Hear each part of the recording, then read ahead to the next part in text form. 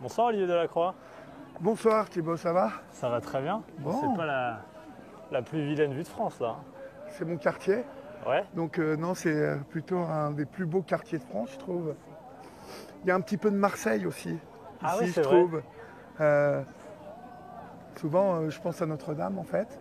Et puis c'est un quartier populaire, j'aime bien. Ça fait 25 ans que je suis entre Montmartre les 3. Abbesses, enfin dans Montmartre quoi. Et là, rue d'Orsel. Et j'aime beaucoup ce quartier. Ça me rappelle la province en fait. Je trouve que moi qui suis provincial, c'est vraiment le quartier quand je l'ai trouvé.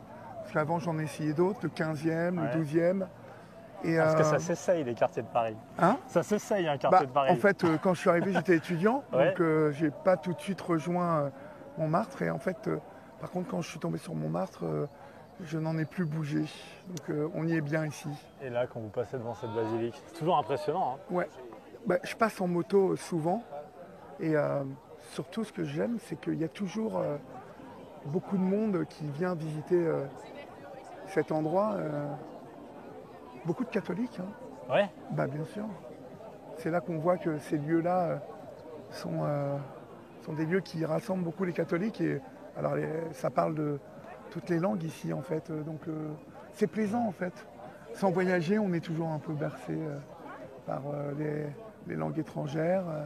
C'est un quartier très touristique, c'est devenu très touristique. J'ai lu un papier sur vous qui vous qualifie de confesseur du PAF. Là, Oui. on est en plein dans la confession. Là, vous êtes religieux, Pas le même vous type. Vous croyez en Dieu? Je suis sur un chemin où j'essaie de retrouver la foi. Je l'ai un peu Vous essayez perdu de la il y a retrouver. quelques années. Et pourquoi? Parce que j'ai vécu des épreuves qui m'ont éloigné de la foi ou de la croyance d'un Dieu, mais qu'il ne faut pas penser comme un Dieu horloge qui fait le bien, le mal. Et j'étais encore sur cette croyance un peu naïve que c'est toujours les gentils qui gagnent à la fin. Mais en fait, dans la vie réelle, c'est pas comme ça. Et si dans la religion c'était comme ça, ce serait finalement trop simple. J'y vois, même dans les abeilles. Oui, c'est vrai. Juste avant, on peut expliquer à tous ceux qui nous rejoignent, et on vous salue évidemment. Oui, bonjour. Pas, vous réagissez sur Figaro.fr. Juste avant, on a croisé, je ne sais pas si c'est un de vos amis, mais un de vos... C'est une connaissance du voilà, quartier. du quartier. Ouais. Et alors, il fait du miel à Paris. Ouais, ils vendent du miel, ils vendent du pain d'épices et le miel, il y a une partie du miel qui est produit en Île-de-France. Paris, Île-de-France. Et il y a des ruches sur les toits de Paris. C'est intéressant. Et je ne sais pas si vous avez déjà étudié les abeilles. Dites-moi. Mais c'est fascinant. Ah, c'est fascinant, ouais. Ouais, c'est fascinant de se planter devant une ruche et de regarder comment elles sortent. Il y a une société, en fait. Ah, mais c'est incroyable. Et donc, vous voyez, c'est ce genre de choses de la nature qui me font penser qu'il y a quelque chose de si intelligent, de si instinctif, que c'est ce genre de choses qui me reconnecte à une certaine croyance. Une spiritualité. Oui, en tout cas à une quête. Et déjà une quête, c'est déjà pas mal. On avance dans Montmartre, vous nous Je amenez vous suis, dans... moi. Non, ah non, c'est moi qui vous suis. Ah bon, c'est vous qui nous emmenez dans un de vos restaurants préférés. D'accord, alors je vous emmène dans un endroit où je vais régulièrement. Bon, on passe 2 heures ensemble. Ouais. Parce qu'à 23h, vous faites une émission sur Europe 1. Ouais, tous les soirs. Je fais la libre antenne d'Europe 1 tous les soirs depuis maintenant 4 ans. Ouais. Et c'est vraiment une émission à laquelle je tiens beaucoup. En fait, je ne savais pas trop ce que ça allait donner. En fait, je n'avais jamais vraiment écouté mes prédécesseurs, qui étaient des femmes en plus. D'accord. La libre antenne était une émission traditionnellement qui était une émission très psy en fait. Oui, d'accord. Et moi, j'ai... Et vous faites pas ça? Non, quelle moi j'y ai apporté je vous ai écouté, si. Il y a une partie bien évidemment spirituelle, on va dire, psychologique. Mais je pense que moi j'y ai apporté une dimension sociétale en fait. J'invite les gens aussi à me parler de tout finalement. Donc dans le problème de voisinage par exemple, ou dans le problème dans les problèmes de garde d'enfants. On descend par ici? On va descendre par ici, ouais. Allez, exactement. on descend par là. Il n'y a pas obligatoirement une dimension psychologique. Oui, quoi. ça peut être Pardon, mais est-ce que c'est entre Julien Courbet et... parce que vous faites aussi ça, c'est-à-dire le moindre problème, vous pouvez être amené à aider les gens, à y répondre, et même si vous ne donnez pas de solution directe, ou en tout cas à traverser l'épreuve. Non, alors Julien Courbet, c'est vraiment... lui, il prend un problème, Oui, me semble-t-il, parce que je vous taquine un peu, mais vous voyez ce que je veux dire. En fait, j'écoute avant toute chose, parce que c'est la grande force de cette émission, c'est d'écouter. D'écouter celui ou celle qui veut me parler, qui veut me raconter quelque chose, déposer quelque chose en me parlant. Et donc, c'est une manière, je pense, pour celles et ceux qui m'appellent, de s'adresser à quelqu'un qui est neutre et qui va peut-être leur apporter 2-3 options de solution. Mais déjà, de toute façon, s'ouvrir à quelqu'un d'autre, parler, c'est quelque chose qui soulage, qui fait du bien. Donc, on va passer par là. Alors, oui, les gens vous parlent, mais alors c'est devenu un peu votre spécialité, ça, d'écouter les gens. Est-ce que vous savez parler de vous? Écoutez, parce que là, on va faire 2 heures ensemble, on va parler de vous. Vous allez pouvoir constater que non seulement je parle de moi, mais j'aime parler de moi. Je trouve, je serais bien mal placé, alors que je recueille la parole des autres, de refuser de parler de moi. On n'entend pas souvent cette phrase « j'aime parler de moi ». Enfin, j'aime parler de moi, c'est-à-dire, oui. Si on me sollicite, c'est un exercice qui ne me déplaît pas. Ouais. Donc s'il ne me déplaît pas, il me plaît. Voilà. En tout cas, oui, j'ai la franchise de dire que ça ne me déplaît pas de parler, parce que je pense que souvent, je suis le passeur, je suis le confesseur, et que la communauté... Alors, donc ce terme, vous le cautionnez, le terme de confesseur? Bien sûr, oui. Ouais. Oui. Oui, je le cautionne. Mais le fait de recueillir la parole des gens, c'est... Il y a un lien qui se crée assez fort depuis des années.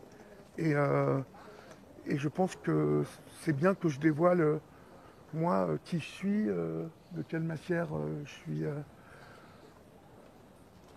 construit, en fait. Je pense qu'il faut, quand vous devenez une personnalité publique, il faut aussi savoir donner de vous et parler de vous. Parce que, vous le vouliez devenir une personnalité publique? Non, pas du tout.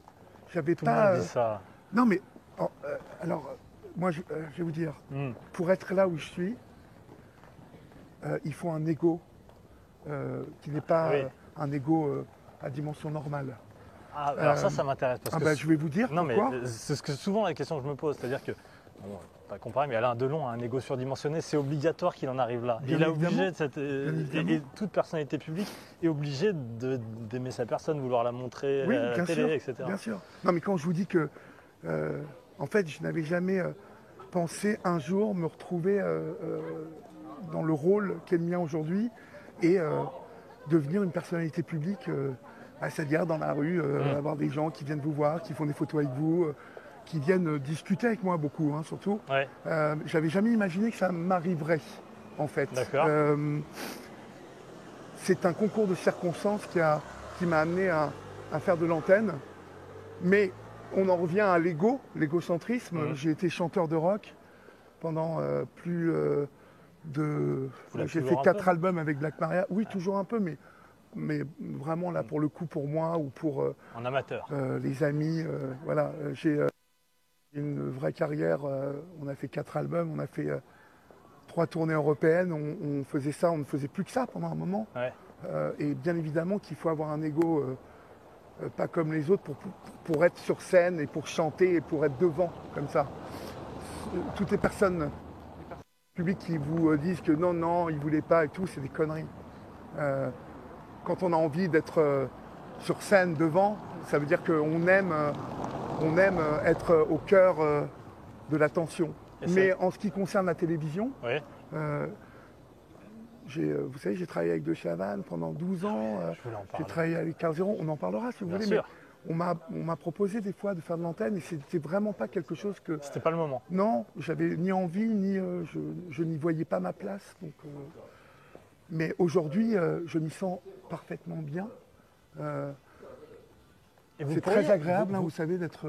oui, mais alors justement, vous pourriez quitter ça si demain on vous dit l'antenne c'est terminé, Bon, bah, vous avez un certain âge, c'est terminé. Ça arrivera, hein, ouais. Parce que c'est la destinée. C'est-à-dire, vous feriez quoi là si demain ça s'arrête? Vous faites quoi? Bah, si ça s'arrête demain, je ferai autre chose. Je produirai. Dites-moi quoi? Bah quoi? Si ça s'arrête demain, allez, plus de télé. La télé n'existe plus. Mais je produirai. Non, vous ne pouvez plus produire. La télé, le format je peux télé. Plus produire. Vous faites quoi dans la vie? Bah, écoutez, si j'ai mis un peu de sous de côté, j'embarque ma famille. Je me fais construire une petite maison au Costa Rica. Ah ouais. Et, vous faites du surf, et j'ai fini ma vie. Vous faites du surf? Ouais. Mais c'est pas que pour le surf, mais en grand. Voilà, j'adore cette sensation d'être, ne serait-ce que, vous savez, sur l'eau, sur une planche déjà. Bon, après, glisser, c'est le kiff. Ouais. Mais voilà, là-bas, à chaque fois que j'y vais, et j'y vais depuis 30 ans en Costa Rica, c'est un petit paradis. Les gens, ils sont détendus.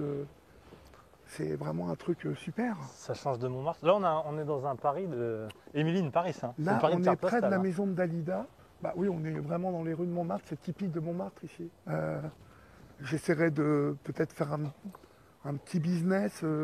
Comme je suis créatif, j'essaierai de réfléchir sur que faire là-bas pour pas m'embêter. Parce que il y a beaucoup de familles là-bas. Il y a beaucoup de familles qui viennent du Panama ou en tout cas il y a beaucoup de familles pauvres qui sont dans les champs, et je pense que voilà, je créerai une association pour m'occuper des mômes, pour toujours essayer de faire quelque chose en tout cas qui vous occupe.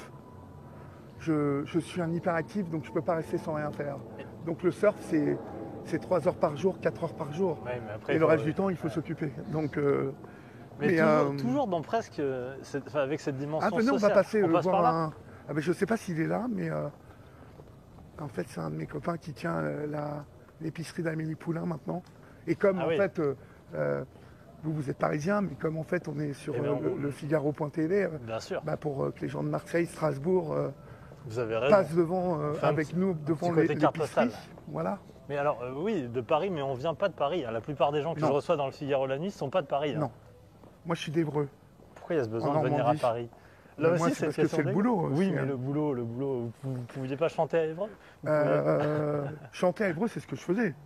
Mais non, mais c'est compliqué avec l'emploi du temps que j'ai, ça serait compliqué d'habiter en province.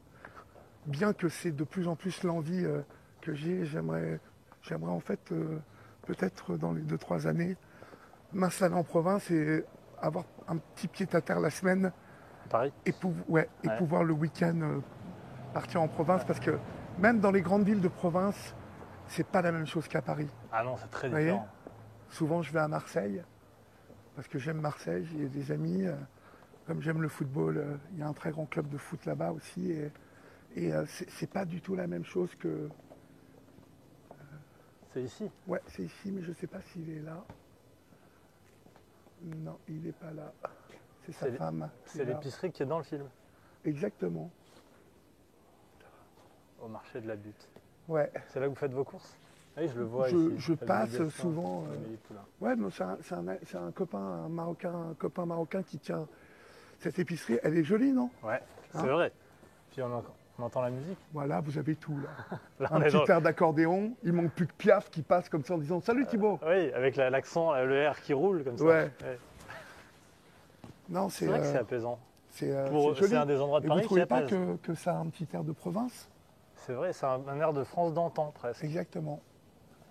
Exactement. Et c'est pour ça que souvent, je poste sur Instagram des photos comme ça de Paris en disant Paris je t'aime, parce que au-delà de tout, c'est quand même une ville magnifique et dans laquelle je me plais.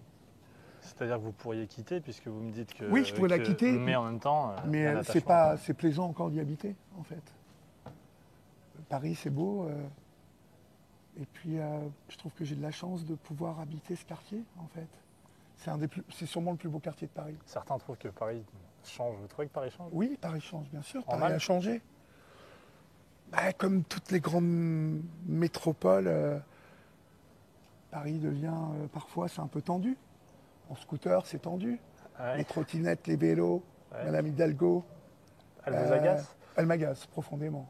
Et pourquoi? Ça m'agace profondément.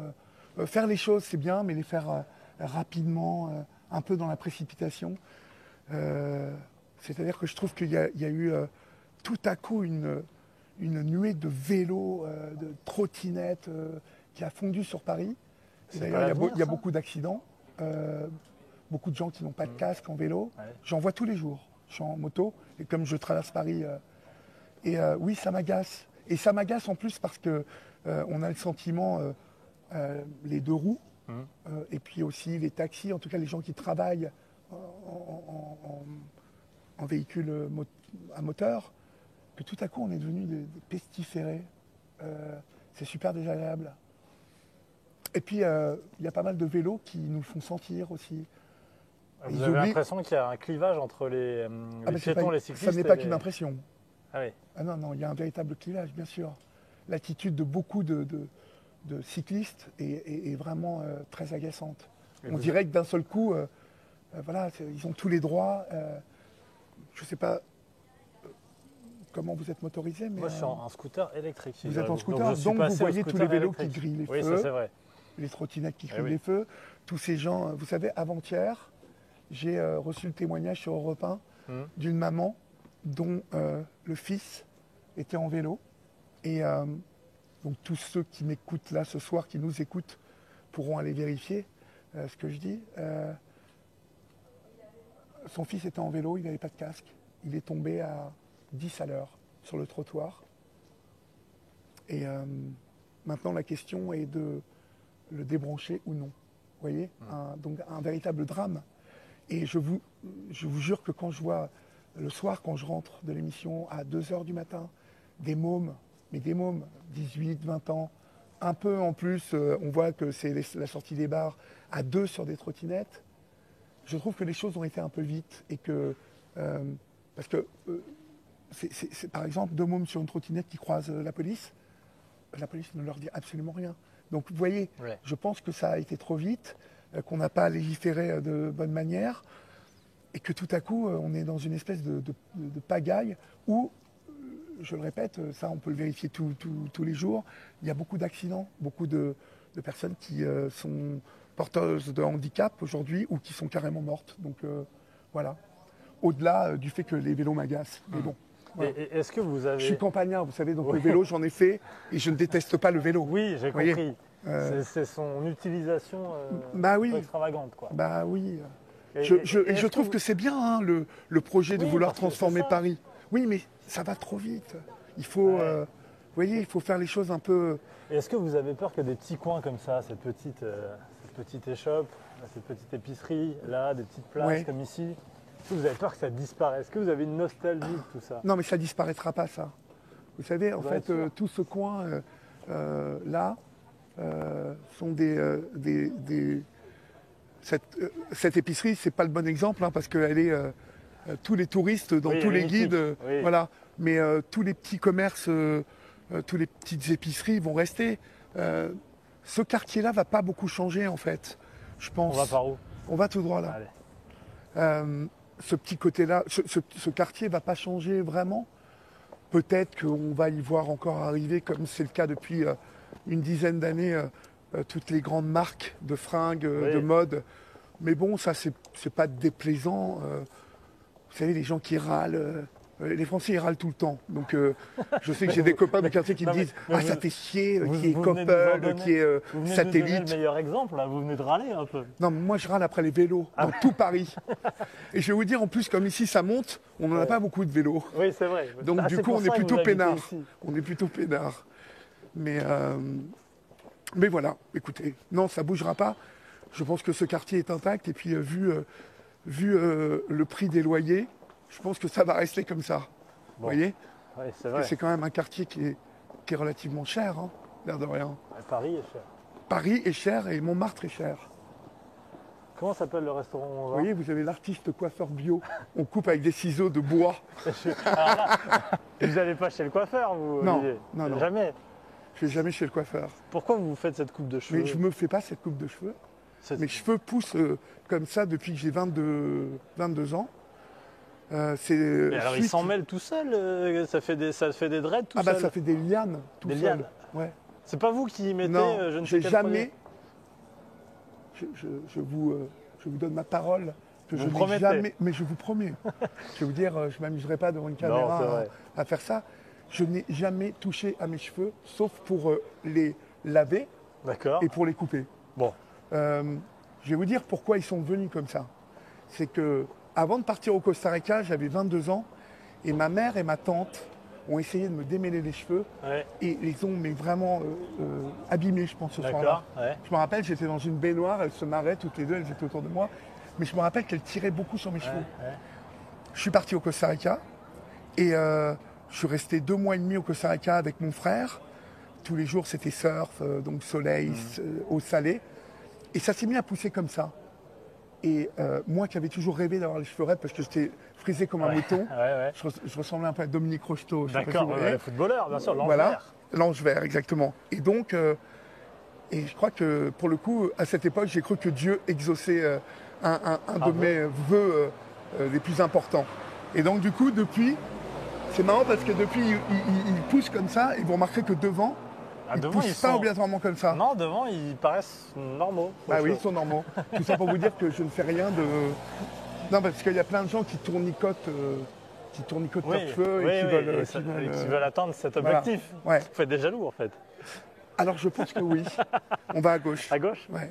Non, mais parce que cette coupe de cheveux, elle vous a ouvert ou fermé des portes dans votre boulot ?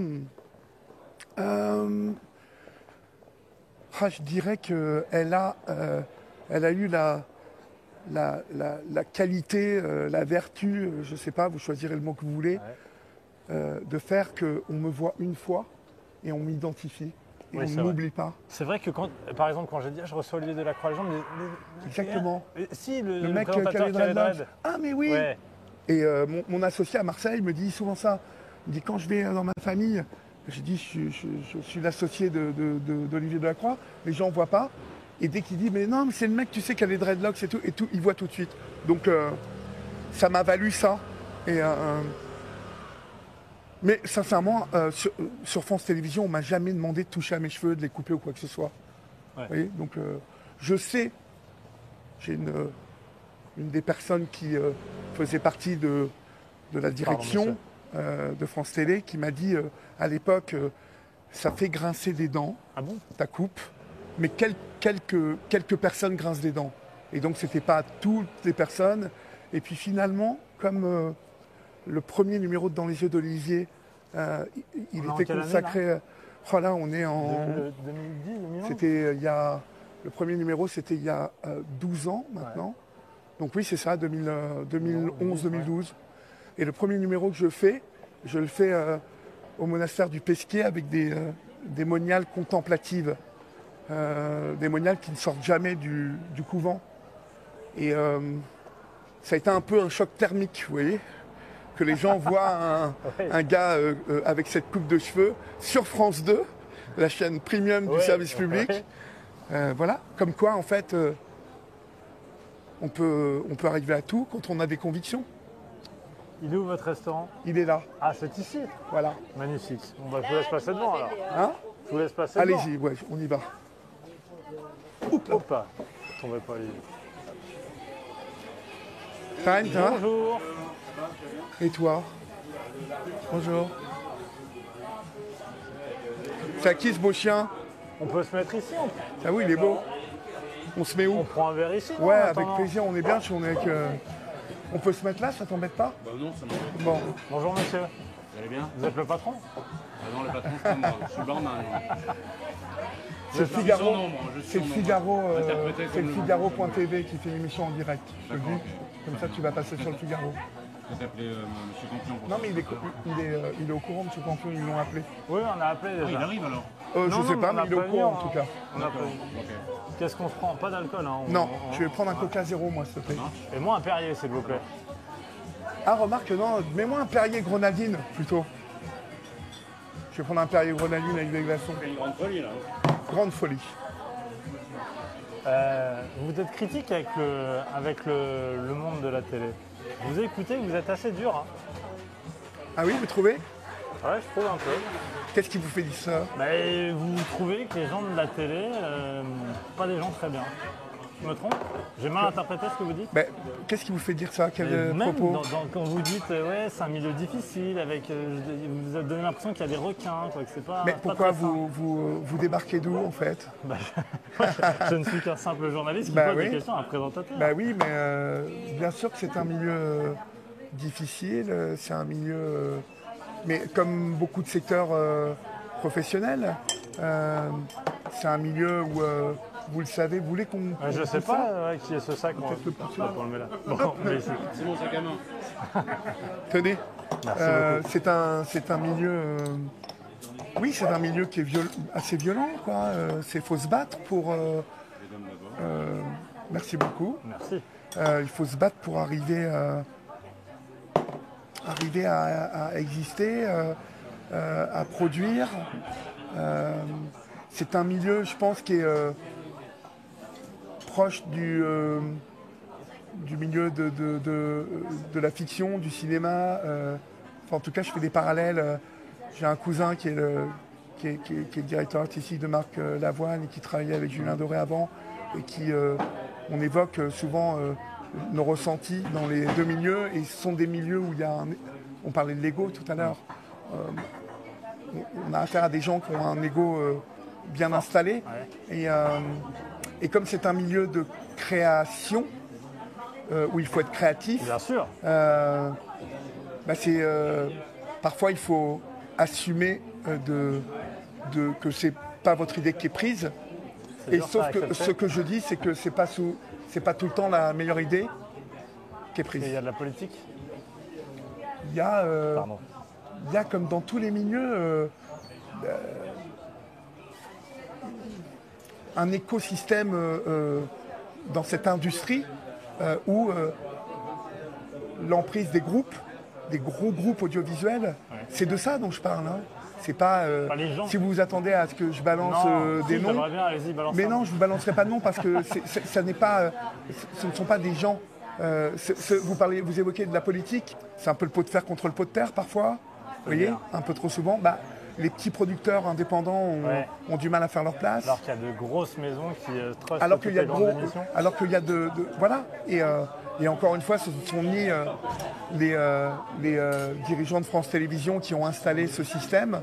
Le système s'est fait comme ça, et il y a des global deals avec des groupes, et pour les petits producteurs dont je fais partie, même si je coproduis avec France Télévisions Studio et que je suis associé à France Télévisions Studio, c'est la bataille. Et j'ai pas peur de vous dire que parfois vous avez des idées d'émissions qui auraient leur place. En tout cas, à la place de Lesquelles, choses par qu'on peut exemple voir. Mais Donnez-moi une idée je d'émission. vais pas, non, parce que si je Non, vous donne une ouais. idée d'émission, tout de suite, je vais tout de suite m'attaquer au travail. Un jour, j'ai eu le malheur chez vous, avec vos confrères, Oui, du buzz. de parler du buzz, de parler de Karine Le Marchand dans des termes. J'aurais dû un peu plus réfléchir ce jour-là, mais ça va et toi? Bien, ça va. Et j'avais nullement l'intention de la blesser. Et finalement, comme je suis quelqu'un de très franc et qui dit les choses, parce que quand on Oui, échange... vous êtes entré dans un engrenage parce que vous disiez que vous n'aimiez pas forcément ce qu'elle faisait dans son émission. Voilà, et ça a fait tout un... Pataquès. Alors que finalement, je disais que j'étais pas client de son émission. C'est tout. Oui. Si avez le droit, parce donc. qu'on fait de la télé et qu'on est un professionnel de la télé, on n'a pas le droit dans ce pays de dire qu'on n'est pas client, je trouve ça dommageable. Et c'est ce qui s'est passé, ça a créé des dommages parce que finalement, elle a été blessée.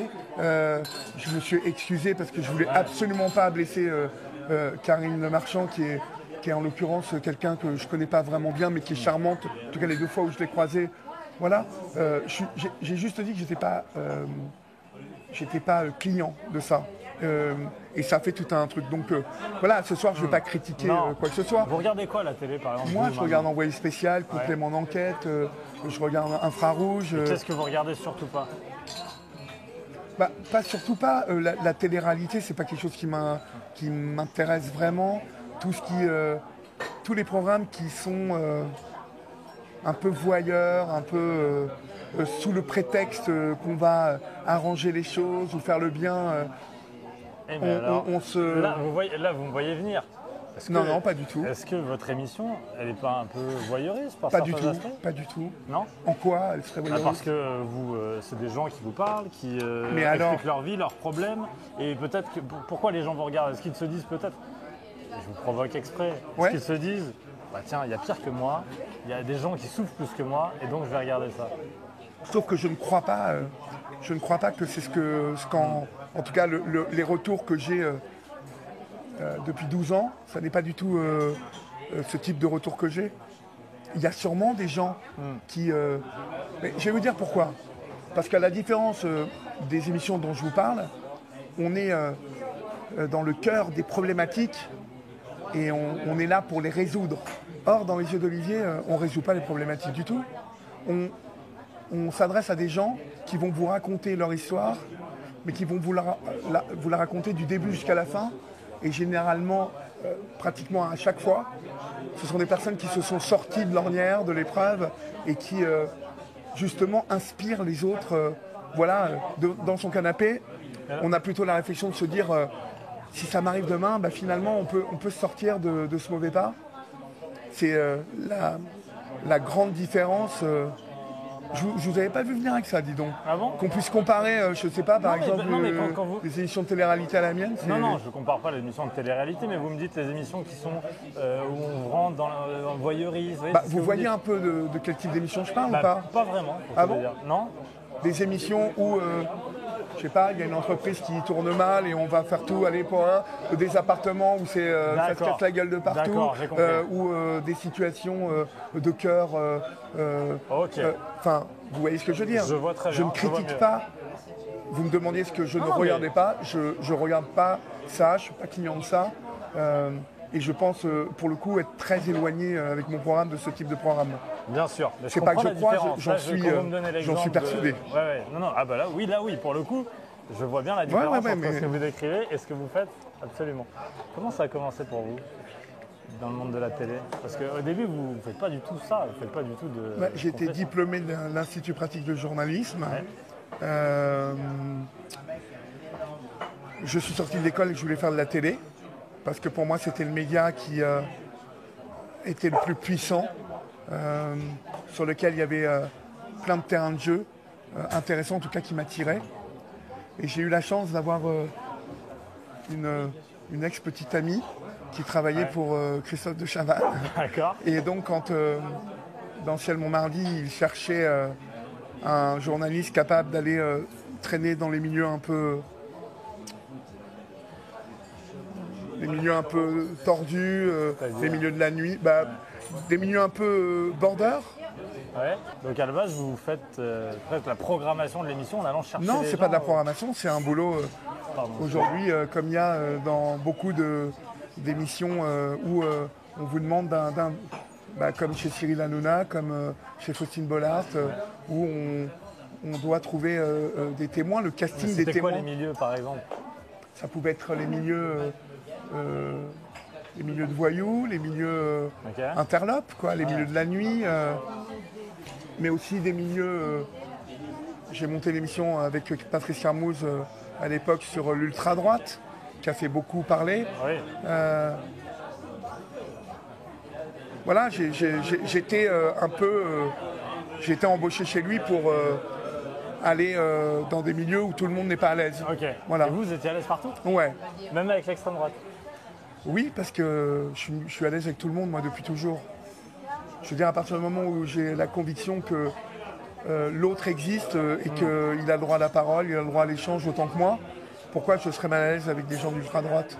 Même si je ne suis pas d'accord avec eux, on a un boulot à faire ensemble, on a une émission à monter. Ça s'est très très bien passé. Je peux vous dire qu'à l'époque, je me suis retrouvé avec Batskin, Serge Ayoub, qui était à la tête des skinheads du Parc des Princes.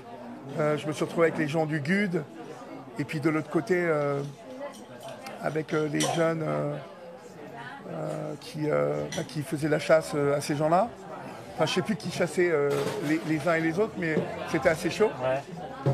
Bon, voilà, par exemple, tout le monde a le droit de parler. On n'est pas obligé d'être d'accord. Mais voilà pourquoi j'étais embauché par. Donc par ça commence De comme Chavannes. ça, c'est long. Émission mythique. Ouais, émission Et là, mythique. vous apprenez où j'ai appris beaucoup le monde de de la trucs. télé et le journalisme. J'étais à côté d'un monstre sacré quand même de l'époque, qui avait un charisme quand même et un instinct un instinct de présentation, une intelligence instinctive pour mener ces choses-là, ces débats-là. Et vous en avez encore, vous en gardez quelque chose Oui, de bien Chavannes sûr, de l'époque, bien sûr. J'ai appris beaucoup de choses à ses côtés, beaucoup de choses. Vraiment. Donc c'est le Montmardi au début. C'est le Montmardi, Et ouais. ensuite J'ai appris beaucoup de choses avec lui, j'ai appris beaucoup. Bon, j'ai appris beaucoup de choses avec lui. Et puis j'ai appris beaucoup de choses avec Patrice Carmouze à l'époque, Jacques Expert aussi, qui est ensuite rentré dans le groupe RTL. Voilà, j'ai eu la chance d'approcher à l'époque des personnalités. Oui, j'ai eu la chance à 23 ans, parce qu'en plus de ça, on est devenus très proches, Christophe et moi, Ouais. de rencontrer les grands de ce pays, d'approcher et C'est-à-dire les grands de ce pays. des Les grands personnes. politiques, Ouais. des grands industriels, de voyager, de croiser à l'époque. Voilà, j'ai croisé Bernard Tapie. Vous voyez, Ouais. à 23 piges, 24 piges, quand vous croisez Bernard Tapie chez lui dans son canapé, qui vous prend l'épaule en vous expliquant un truc. Voilà, Oui, c'est quelqu'un. j'ai eu la chance de défantasmagoriser, je ne sais pas comment on dit. Ok. Vous voyez, parce que vous rêvez à plein de Oui, choses. vous voyez ça derrière le petit Voilà. écran depuis tout petit, et là il y a Voilà. le tapis qui vous sert la pince. Ouais, la pince et qui puis vous comme tape ça, l'épaule. il y en a eu plein d'autres. Donc j'ai eu cette chance de voir que finalement tout ça ça valait pas tout le foin qu'on en fait. Et que Et alors, tiens, c'est pour ça qu'aujourd'hui vous vous interviewez et vous posez des questions quasiment qu'il y a des anonymes. oui, mais alors presque. je vais vous dire, c'est dans les tuyaux et comme je suis quelqu'un de très tenace, Ouais. j'avais rencontré le conseiller, en tout cas celui qui écrivait les discours du président Macron et D'accord. qui était son conseiller en com à l'époque. C'était qui? Je vais vous le retrouver. Pendant qu'on est en train de discuter, je vais vous retrouver son nom. Et je lui avais demandé un rendez-vous. Et donc on avait discuté à bâton rompu pendant 2 heures. On avait discuté Sylvain Faure. Sylvain Faure, Voilà. d'accord. Ouais. On avait discuté à l'époque et je lui avais dit que j'avais très envie d'interviewer le président et de faire comme dans Les Yeux d'Olivier, c'est-à-dire de l'interviewer et de le remettre à une dimension humaine. Ouais. Voilà. De lui demander s'il faisait du skateboard la nuit dans les couloirs de l'Élysée, de savoir à quoi il rêvait, s'il n'y avait pas des choses qui des questions qui sortent. Je me rappelle d'ailleurs à l'époque, il y avait une interview de lui faite par Laurent Delahousse à l'Élysée et tout ça. Et en fait, Ça avait été très critiqué à l'époque d'ailleurs. ça avait été très critiqué. Et moi, c'était vraiment le contre-pied de tout ça que je proposais. Parce que je crois que les Français, en fait, en règle générale, ont envie de connaître leur leader politique, en tout cas, ceux pour qui ils votent. Et je trouve hyper dommage que peu de politiques se prêtent à ça, en fait. Mais je perds pas Oui, mais alors certains vous diront, oui, mais vous rabaissez la fonction, est-ce que ça intéresse Pourquoi vraiment rabaisser la fonction? C'est people. Mais non, mais ce en qu'on quoi attend d'un homme politique, c'est qu'il préside, qu'il dirige Ouais. un pays. Oui, mais propose... quand on vote pour un homme politique à qui on va... Oui, on a envie de savoir qui c'est. Mais bien évidemment qu'on a envie de savoir qui c'est, on a envie de savoir qui il aime, pourquoi, quels sont ses... Mais c'est-à-dire que vous pourriez le faire avec Marine Le Pen, avec Jean-Luc Mais Mélenchon, avec exactement. n'importe qui. Mais je vous parle du Oui, président oui. Macron, mais à l'époque, c'était le sujet de ma démarche auprès de Sylvain Faure. Mais bien évidemment, je pourrais le faire. Mais pas, justement, et sans vouloir critiquer, encore une fois, Ouais. mais pas comme c'est fait Je actuellement. vois que vous prenez des Oui, pincettes. mais bon, je prends des pincettes, bien évidemment. Alors, Moi, vous avez en fait, si, si vous voulez, si c'est pour avoir le conseiller en com Oui. qui me dicte les questions, me disent non, pas celle-là, Ouais, non. on fait pas. Ouais. Mais voilà. Vous avez vu l'émission qu'a fait Emmanuel Macron, j'en ai déjà parlé avec Hugo Becker dans Figaro la nuit, le papotin. Vous voyez, là, il y a quelque chose de ça. Ben voilà, excellent. Vous l'avez vu là, dans sa dimension humaine, sensible. Et je ne comprenais pas les gens, parce que ça a été très critiqué aussi. Ouais, Mais ouais. je ne comprenais pas les gens qui puissent critiquer ça. Oui, mais bon, parce que c'était tous certains, les ils vont- journalistes politiques Non, mais qui certains, ils ont un plan com, d'une certaine manière. mais- Et on pourra jamais. Si vous faites ça, on dira Macron fait de la com. Oui, mais sauf que le papotin, je pense, va ensuite inviter sans doute un Oui, homme ça serait politique d'un autre bord. Et on verra que dans ce dispositif, papotin, c'est vraiment excellent parce que je trouve que là, pour le coup, on est dans un rapport très humain et très spontané. Et je pense que c'est important pour les Français de savoir pour qui ils votent. Et je vais vous dire, hein, j'ai travaillé avec les Italiens et j'ai produit le Iene Show en fait en Italie. Qu'est-ce que c'est? Le Iene Show, c'est un programme argentin Ouais. qui cartonnait il y a 30 ans en Argentine et que les Italiens ont racheté. Et ça dure depuis 25 ans en Italie. C'est en prime tous les samedis. D'accord. Et c'est un programme dans lequel justement il y a une approche des politiques très humaine, très normale en fait, quoi. Et aujourd'hui, les politiques téléphonent pour y participer. Et quand on les filme à la sortie de l'Assemblée italienne et qu'ils ne sont pas dans le montage, ils ne sont pas contents. Alors, c'est quoi les 3 questions que vous poseriez à Macron, par exemple? Ça m'intéresse, ça. Vous me dites, je peux faire quelque chose de Ah, différent. j'ai pas réfléchi là. Non, mais je sais pas. Mais ce que j'aimerais- ton. Parce que des gens qui veulent faire des interviews différentes, il y en a des Alors, milliers. je vais vous dire, je ne vais pas vous dire ça comme ça parce Oui. que tout ce que je fais, d'abord, j'étudie la personnalité, Ok. qu'elle soit anonyme ou connue. Et ce qui est dans les tuyaux, c'est de faire ça avec des politiques et avec Katia Maxime, qui est mon bras droit à France Télé.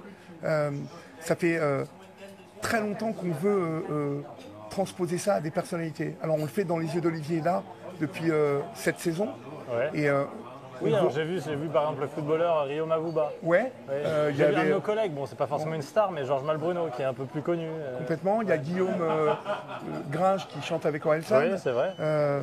Pour la prochaine saison, on a, vous verrez, des gens très connus. Ça commence à prendre parce que Donc vous y allez. elles ont saisi l'importance justement de cette dimension humaine qui, face à certaines problématiques, c'est fini la personne qui est dans la lumière, c'est fini la personne connue.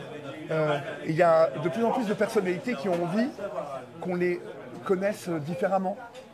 Lopez le fait un peu sur France 2. Oui, c'est vrai. On voit, il y a un commencement de quelque chose. Voilà. On va à Europe 1? Pardon? On va à Europe 1? Ouais, bah ouais, Parce qu'il ouais. faut pas vous mettre en Mais retard. pourquoi il est l'heure déjà? Il est 21h49, le temps d'aller en taxi. Ah ouais, dis donc. Eh ouais, faut pas Il est là, le On peut taxi, vous déjà? payer Vous voulez me payer? Ouais, ce serait mieux, non? Alors c'est parti, 8,40 €. Par carte, s'il vous plaît, monsieur. Oui, normalement, le taxi doit nous attendre pas loin. J'avais soif, moi, Ouais. de parler comme ça. C'est bien ce. Alors là aussi, on est dans l'authentique. Hein, Quoi Là aussi, on est dans l'authentique Mais parisien. c'est un vraiment. endroit qui est très sympa ici parce que vous voyez, c'est une vieille brasserie parisienne, mais où tout le monde vient. Et où, Chacun a l'extension de son salon. exactement.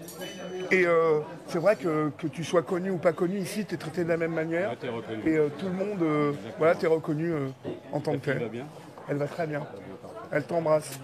Génial. Elle viendra boire un coup ce week-end avec moi. Tu veux Non, c'est rare. une facture? Non, c'est bon. Monsieur, c'est pas remboursé pour la maison? Non, mais ils le voient, ils ont la preuve. Vous pouvez le dire, 8 €. On y va? Merci beaucoup. Salut mon beau, ciao.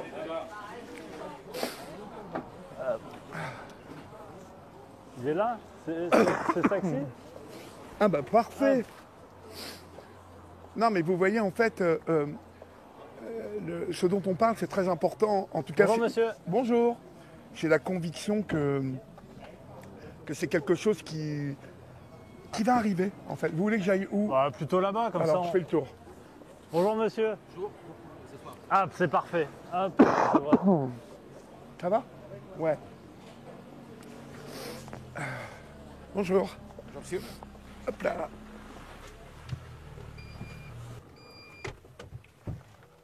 Hop, mettre un peu de lumière. Vous pouvez mettre un peu de tenue.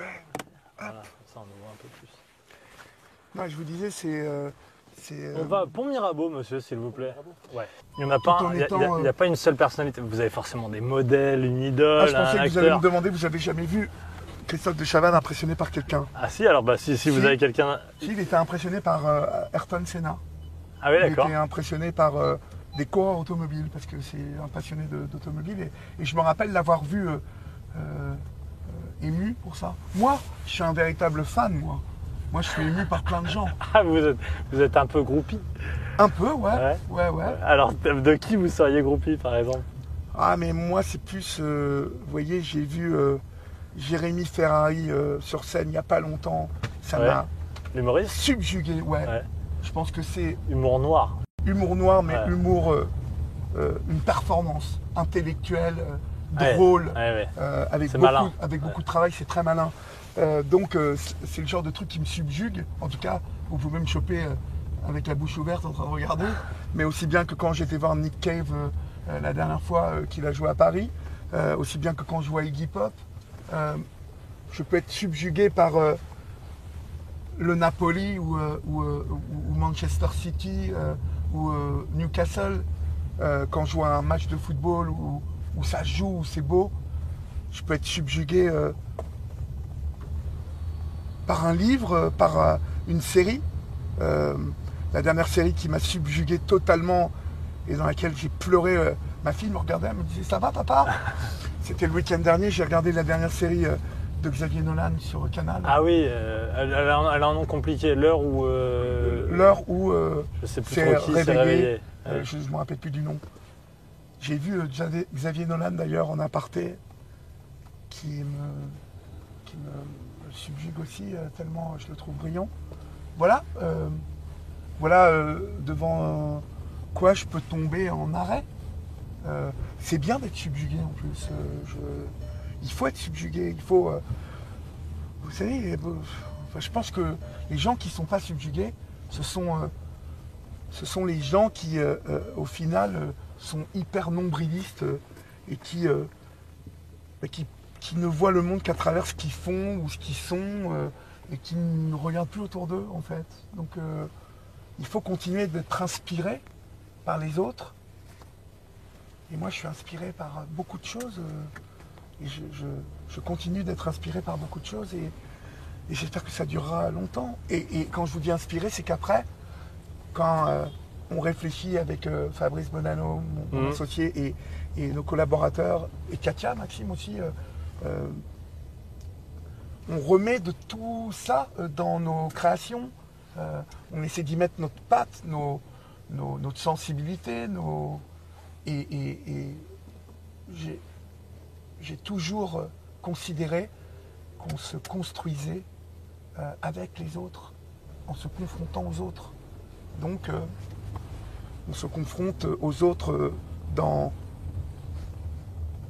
la confidence, mais on se confronte aussi aux autres quand on n'est pas d'accord avec eux, et on se confronte parfois à un spectacle, à un livre, à une série qui vous subjugue, et ça vous inspire aussi pour d'autres choses. Moi, je vais vous dire, ça me donne... C'est quand je vois...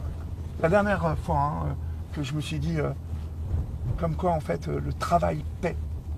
Et quand tu bosses, tu mets déjà toutes les chances. Tu mets toutes les chances de ton côté pour y arriver. Parce qu'à un moment, si tu travailles, et si c'est bon, parce que tu as travaillé, ça va y aller. Je ne peux pas vous dire encore, mais j'ai travaillé depuis 4 ans sur un projet avec Jérôme Pierrat. Vous voyez qui c'est, Jérôme? Qui est spécialiste du grand banditisme, des voyous. Et je travaille sur un projet que j'ai depuis 5 ans. Et ça y est, en fait, j'ai eu rendez-vous à Canal+, et enfin, on y arrive. Et ben, c'est quoi, c'est du documentaire ou de la fiction? C'est à mi-chemin entre le doc et la fiction. C'est vraiment un objet insolite. Ok. Mais ça tourne au milieu, ça tourne autour des voyous, de la mafia, voilà. Et vous voyez, en fait, on a beaucoup travaillé sur ce projet, on y a cru, et je pense que quand on est allé à ce dernier rendez-vous à Canal, on a su vraiment transmettre ce truc, parce qu'on est sûr de notre coup. Parce que vous avez bossé, parce que c'est parce qu'on a travaillé, parce qu'on sait que la matière qu'on travaille dans ce... et qu'on va présenter, en tout cas... et on voit ça quand, alors? Je crois rentrée septembre, septembre 2023. Et alors c'est pas vous qui présentez, alors? Non, pas du tout. Ouais, vous êtes à la production. Ouais. C'est Jérôme qui est devant. On peut parler un peu de musique parce Bien sûr. Vous On peut parler de tout, Vous hein. avez parlé de Black Maria. Ouais. Racontez-moi ces années, c'est quoi, les années 90 vous faites des tournées carrément, vous faites avec des stars, hein, dans Iggy Pop et compagnie, non? Vous n'avez pas fait des premières parties, non? Non, j'ai eu la chance Ouais, de passer 2 jours avec Iggy Pop, ouais, que j'ai rencontré sur Coucou c'est nous, d'accord. et je me suis tellement bien occupé de lui que voilà, il m'a invité au concert le soir, Ah, ok, et que le lendemain, il faisait le plein de super avec Bruno et Yvan, Bruno Le Bolloc, Ouais. Yvan Le Bolloc et Bruno Solo, et qui m'avait dit viens, rejoins-moi et tout. Et moi c'était comme dans un rêve. Et non, j'ai joué avec les Noirs Désirs, j'ai joué avec la Mano Negra, j'ai joué avec Alain Bachung, avec Arnaud. Bachung. Voilà, j'ai eu la chance d'ouvrir pour tous ces artistes-là, ces grands artistes. Et c'est une époque de ma vie où j'ai pu jouer devant des milliers de personnes, parfois 5000, 8000 personnes.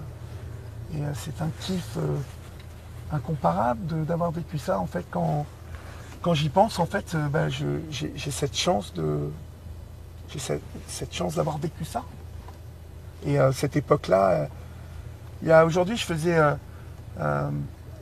j'ai été voir les étudiants de l'école française de journalisme qui m'avaient invité pour que je leur parle du métier de journaliste, de réalisateur, de producteur. Et voilà, et c'était super, on a passé 2 ans ensemble.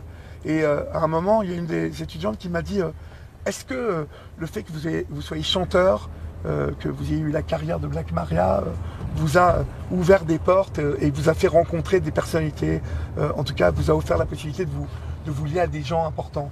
Et je lui ai dit qu'il fallait ramener la carrière de Black Maria à ce qu'elle était. On était en Ligue 1 Ouais, et on était en bas de classement. Hein. presque relégable, quoi. Jusqu'au C'est-à-dire jour où ça arrive. il y avait une scène française alternative. Non, je dirais qu'on jouait, les 14e, 15e Ouais, places. ouais, le ventre mou. Lorient. Ouais. Même pas Lorient, Reims. Reims. Parfois, donc, Ouais. super, Ouais. et puis parfois moins bien. Mm. Mais non, on faisait partie de cette scène alternative avec les Garçons Bouchers, les Tugs, Jacques Villot, Dominique Sonic, les Roadrunners, Shredded Hermines aussi, les Dogs de Rouen, Little Bob du Havre, les Shérifs. Et donc on était une quinzaine, vingtaine de groupes à faire cette scène alternative et donc à faire les festivals français, Ouais. suisses, belges et luxembourgeois. Un peu de temps en temps en Espagne, frontalier Italie. Et donc oui, Et pourquoi à ce moment-là, vous devenez pas d'une certaine manière Noir Désir? Pourquoi parce vous que devenez pas parce qu'on était moins doués que Noir Désir, Ouais. et surtout parce qu'on travaillait moins. La différence entre Noir Désir et nous, c'est que eux, ils ont 10 fois plus travaillé que nous. Et puis je pense qu'ils étaient globalement plus mûrs que nous, plus visionnaires. Et puis parce que dans les Black Maria, il n'y avait pas Bertrand Cantat, Ouais. il y avait Olivier Delacroix, Ouais. et que ça change beaucoup de choses. Eh oui. Il n'y avait pas Kylian Mbappé dans les Black Maria, il était chez Noir Désir. Ouais. Vous voyez.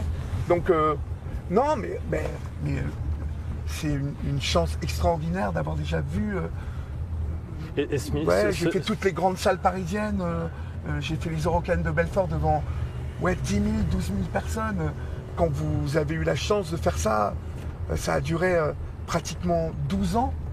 C'est génial. Et on comprend pourquoi, et à votre échelle, on comprend pourquoi Ça certaines stars pètent un câble. Bien ou pas. sûr, bien sûr, bien sûr.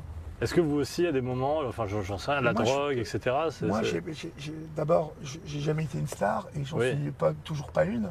Et il y a des gens qui ont un terrain prédisposé à péter les plombs. Et vous remarquerez, si vous allez dans les prisons françaises, vous verrez des gens qui sont totalement inconnus du bataillon et qui ont pété les plombs à travers des produits stupes, à travers de l'alcool. Il y a beaucoup de gens malheureux. On est malheureusement dans l'actualité en ce moment Oui, avec cette histoire sordide qui concerne Pierre Palmade. Combien de personnes dans ce métier je croise qui sont meurtries, malheureuses. Elles ont beau avoir tout l'argent du monde et le succès du monde. Il y a un truc en eux qui cloche et qui les fait souffrir. C'est quoi le milieu? C'est le milieu un peu le showbiz d'une certaine non, mais manière. ça n'a rien à voir avec le showbiz où je parle de chanteurs, je parle de musiciens, je parle d'acteurs, je parle de présentateurs aussi. Vous le savez, Palmade, ce qu'on vit là, Jean-Luc Delarue à l'époque. Il y a malheureusement, je pense, une exposition. Tout le monde n'a pas les épaules pour être exposé. Et parfois, le talent les amène justement à exploser et à être au devant de la scène et est en totale inversion avec leur fragilité et leur réalité à eux. Vous savez, en fait, vous comme moi, comme le jeune homme qui nous filme, le soir quand on rentre à la maison, on sait qui on est tout seul sur sa moto quand on est tout seul. On est avec nous, on sait, on se parle, on pense. Ouais. Voilà. Et vous, il y a des gens fragiles. Quand vous faites de la musique et qu'il y a ce milieu, et vous tombez pas dans la drogue, vous tombez pas dans l'alcool. Moi, je vais vous dire une chose. J'ai eu une époque difficile, mais c'était dû. Vous savez, en ce moment, je fais un film sur les blessures transgénérationnelles. C'est-à-dire tout ce qu'on trimballe de ses ancêtres, de ses arrière-grands-parents, ouais. Parce que l'humain reproduit beaucoup de choses, trimballe des blessures, des douleurs, des choses du passé, parfois même en les ayant enfouies dans l'inconscient. Mais il y a ce manteau qui est là, et par le langage gestuel, la manière de s'exprimer, on perçoit qu'il y a un truc qui ne va pas. Et ce film que je fais en ce moment montre combien avoir ce type de blessure peut vous amener dans des addictions, parce que vous ne savez pas obligatoirement ce qui vous arrive, parce que vous ne savez pas formuler non plus le manque d'amour que vous avez souvent. Souvent, c'est un grand vide intersidéral d'amour qui vous fait vous sentir seul, vous sentir abandonné ou vous sentir largué dans une galaxie. Vous voyez ? Et à ce moment-là, la drogue vient se substituer à tout. Quand vous souffrez, à en vomir, et que vous avez à portée de bras, de mains, un remède pour ne plus souffrir et pour oublier, je peux vous dire que quand vous avez 20 piges, vous n'avez pas obligatoirement la conscience et la connaissance de tout, des conséquences, du danger que ça représente aussi bien pour votre santé que pour quand vous montez sur une moto ou que vous montez dans une voiture, les conséquences sur votre vie, sur les vôtres. Mais j'ai connu tellement de personnes admirables,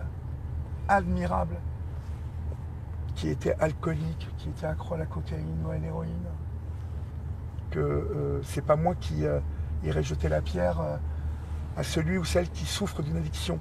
Maintenant, on ne peut pas pardonner un comportement totalement irresponsable qui a des conséquences terribles. On peut juste comprendre l'enchaînement des choses, mais le pardonner, parfois, on ne peut pas. Et là, par exemple, cette histoire Pierre Palmade, on peut pas. Non, mais non. Non, parce que ça fait longtemps que Pierre Palmade était entouré de personnes qui essaient de le sauver. Et Pierre Palmade, c'est un homme qui souffre énormément. Je l'ai croisé à 3 ou 4 reprises, même dans le cadre du boulot avec Christophe. Il était déjà en souffrance il y a 20 ans, 25 ans. Donc, ni moi ni personne ne pouvait imaginer que ça finirait mal. Mais comme ça, là, il y a une dimension terrible pour cet homme parce qu'aujourd'hui, quand vous entendez partout parler de Pierre Palmade, il n'a plus sa place nulle part qu'auprès de ceux qu'il aime. Vous voyez ce que je veux dire ? Vous, par exemple, est-ce que vous pourriez... cette affaire passe, elle évolue, les années passent, les mois passent en tout cas. Oui. Est-ce que vous pourriez l'interviewer, le recevoir dans une de vos émissions ? Bien sûr, oui. Bien sûr. Mais je ne suis pas certain qu'il serait je ne serais pas certain qu'il soit totalement à l'aise avec les questions que je lui poserai. Voilà. Donc moi je vais vous dire, vous pouvez échanger avec tout le monde. Ou presque tout le monde. Hein. Si c'est pour échanger avec Nordal Lelandais ou Hitler, vous voyez ce que je veux dire, c'est... Non, je ne peux pas échanger avec tout le monde. Mais en tout cas, avec un homme qui vit un tel naufrage, pour sûr, ça m'intéresserait de l'interviewer. Mais je suis sûr que ça vous intéresserait aussi d'interviewer la famille qui a été touchée, la famille de victimes. Bien évidemment, je vous ai dit que ça m'intéressait d'interviewer. Je ne m'interdis rien, en fait. Je pense que quand on est journaliste, et je fais une sorte de...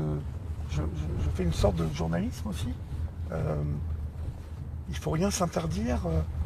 On nous a appris à l'école que notre travail, c'était de rétribuer la parole, l'information, d'aller la chercher et de la ramener intacte, de recueillir la parole et de la rétribuer de manière intacte. Donc, de par ce principe-là, ça m'intéresse d'échanger avec tout le monde, oui. Comment ça... À peu près, hein, tout le monde. Oui, vous voyez ce que je veux dire, pas... Enfin, voilà. Je ne donnerai pas la parole à des gens que je considère comme des salauds finis, quoi.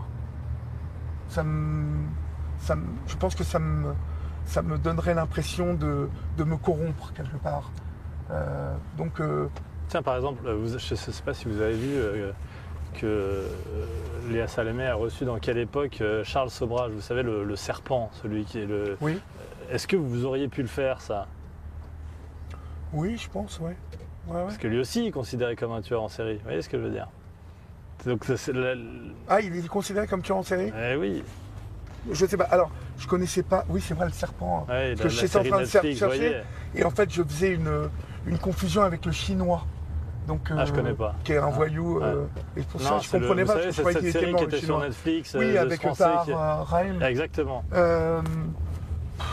Faire le serpent... Non, je crois pas, non.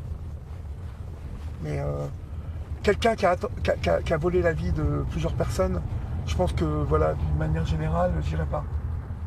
Mais voilà, c'est pas parce que j'irai pas que Léa n'a pas à y aller. Ouais. Vous voyez, on a chacun nos positions, on fait chacun nos choix.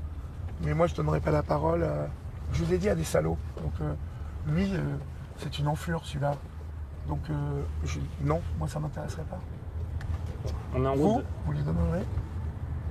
J'ai un côté un peu malsain, c'est-à-dire que je ne me sentirais pas de l'interviewer, mais j'ai envie de l'écouter. Oui. Vous voyez ce que je veux dire? Mais ça s'appelle du voyeurisme.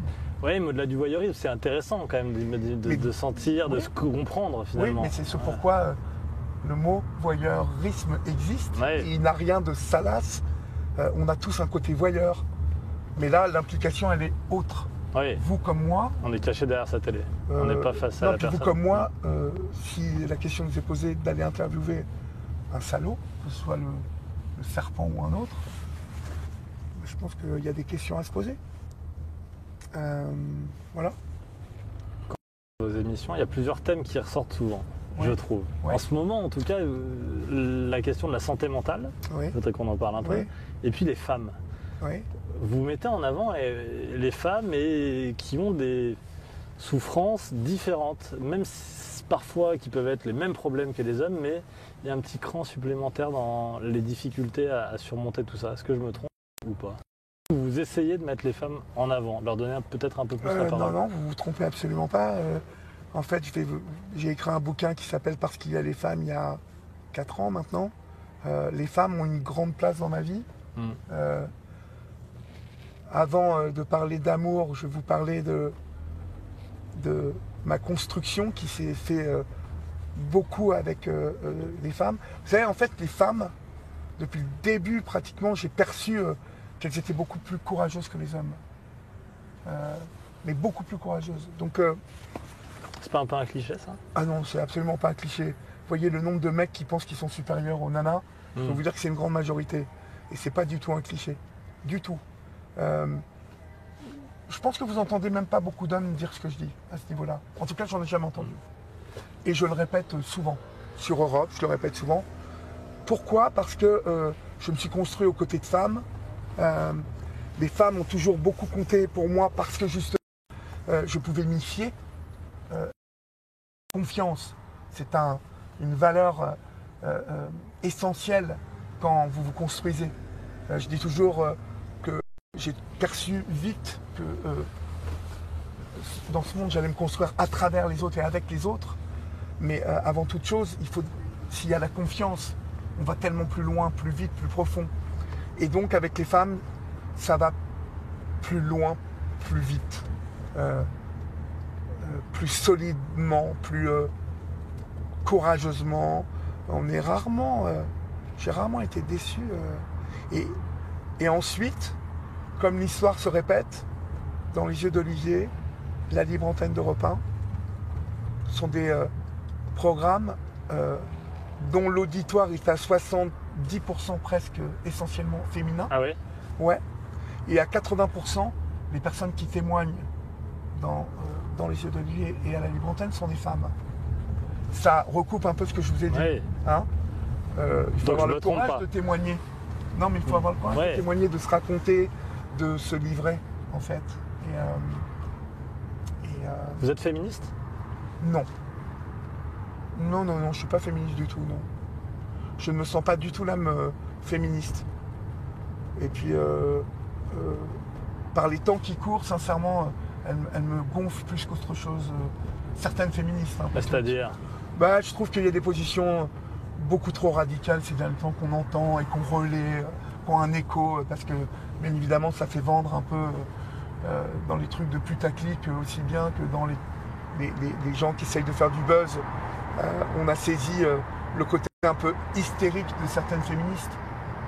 Parce que vous voyez, aujourd'hui, je crois que le souci, c'est que beaucoup de chapelles qui sont constituées de personnes qui ont souffert longtemps et durement, mais des petites chapelles, font beaucoup de bruit par rapport à une masse de personnes qui... Oui, vous entendez ces personnes qui disent justement on ne nous a pas beaucoup entendus depuis des années, maintenant c'est notre tour. Mais oui, mais elles ne représentent pas obligatoirement la majorité des gens et la tendance générale du climat, des relations. Alors là on parle des féministes, mais vous voyez, j'avais une conversation hier avec l'une de mes amies qui est transgenre, que j'ai filmée d'ailleurs il y a 15 ans et que j'ai refilmé dans Les yeux d'Olivier, qui elle-même me disait, tu sais, en ce moment, c'est malheureux, mais il y a des extrémistes dans ce mouvement.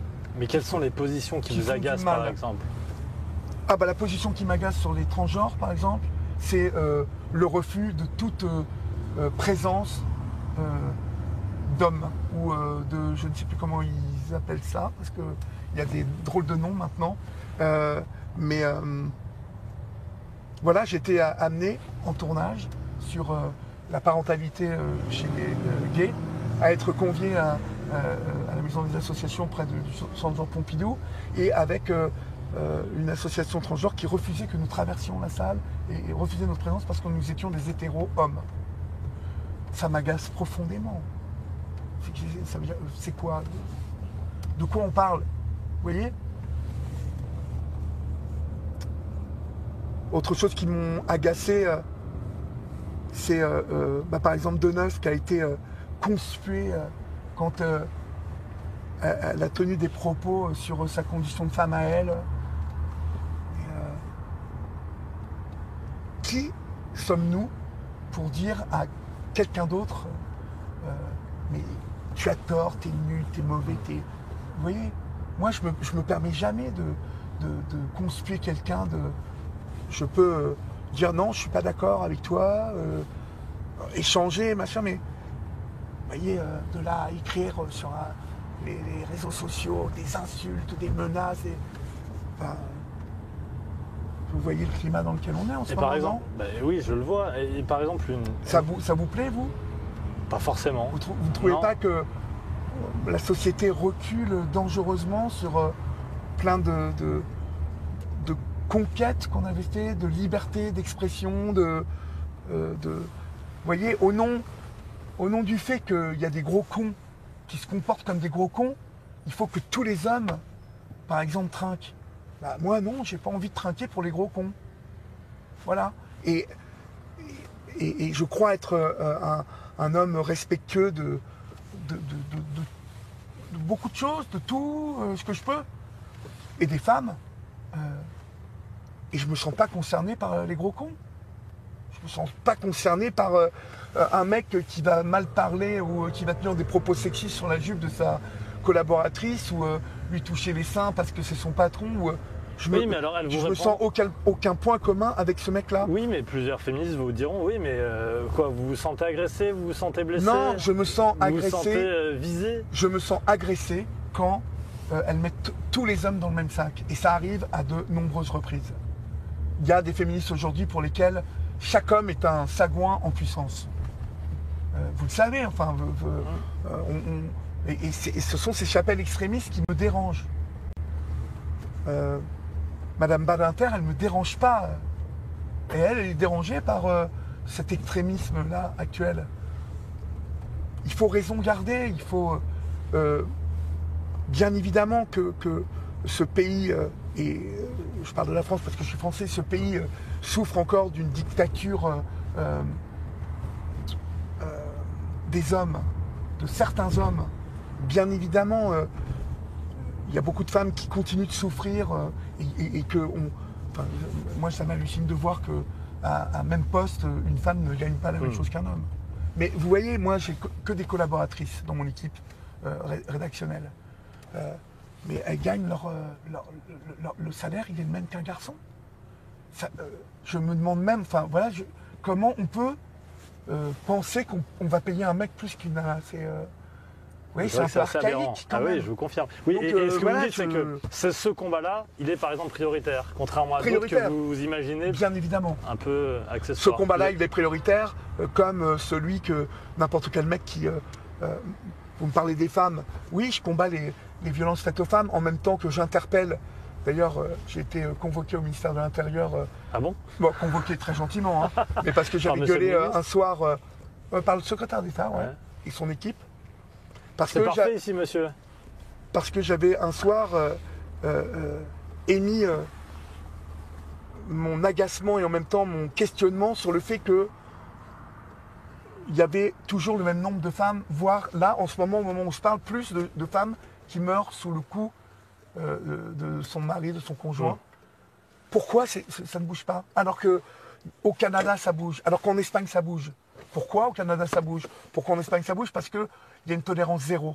Un mec qui frappe sa femme, il peut dormir en prison le soir même. Voilà, moi, ce que je prône. Et il suffit juste de mirer chez nos cousins espagnols ou canadiens pour voir qu'on peut appliquer des choses qui vont avoir un réel effet. À côté de ça, on continue à faire des campagnes. Et voilà, et je m'étais fait alpaguer parce que j'avais dit, et ces campagnes-là, pourquoi à un moment on ne montre pas un homme violent? Oui, comme les campagnes. Et qu'à la fin, on lui dit, prends conscience ce soir que si tu frappes ta femme, tu peux dormir en prison demain. Parce que tu l'as tué, parce que... Oui, on va le faire. Ça fait 1 an et demi et j'attends toujours. On devait se lancer dans un spot autour de ça. Voilà. Ça, c'est pas fait. Non. Merci beaucoup, monsieur. Bonne soirée. Merci, monsieur. Et je vous en prie, c'est pas bien grave. Vous allez vers où, là, monsieur? Vous faites toute la nuit? Oui. Eh ben, vous savez ce que vous faites. À 23h, vous branchez sur Europe 1. Bon courage. Au revoir. Merci beaucoup. Au revoir.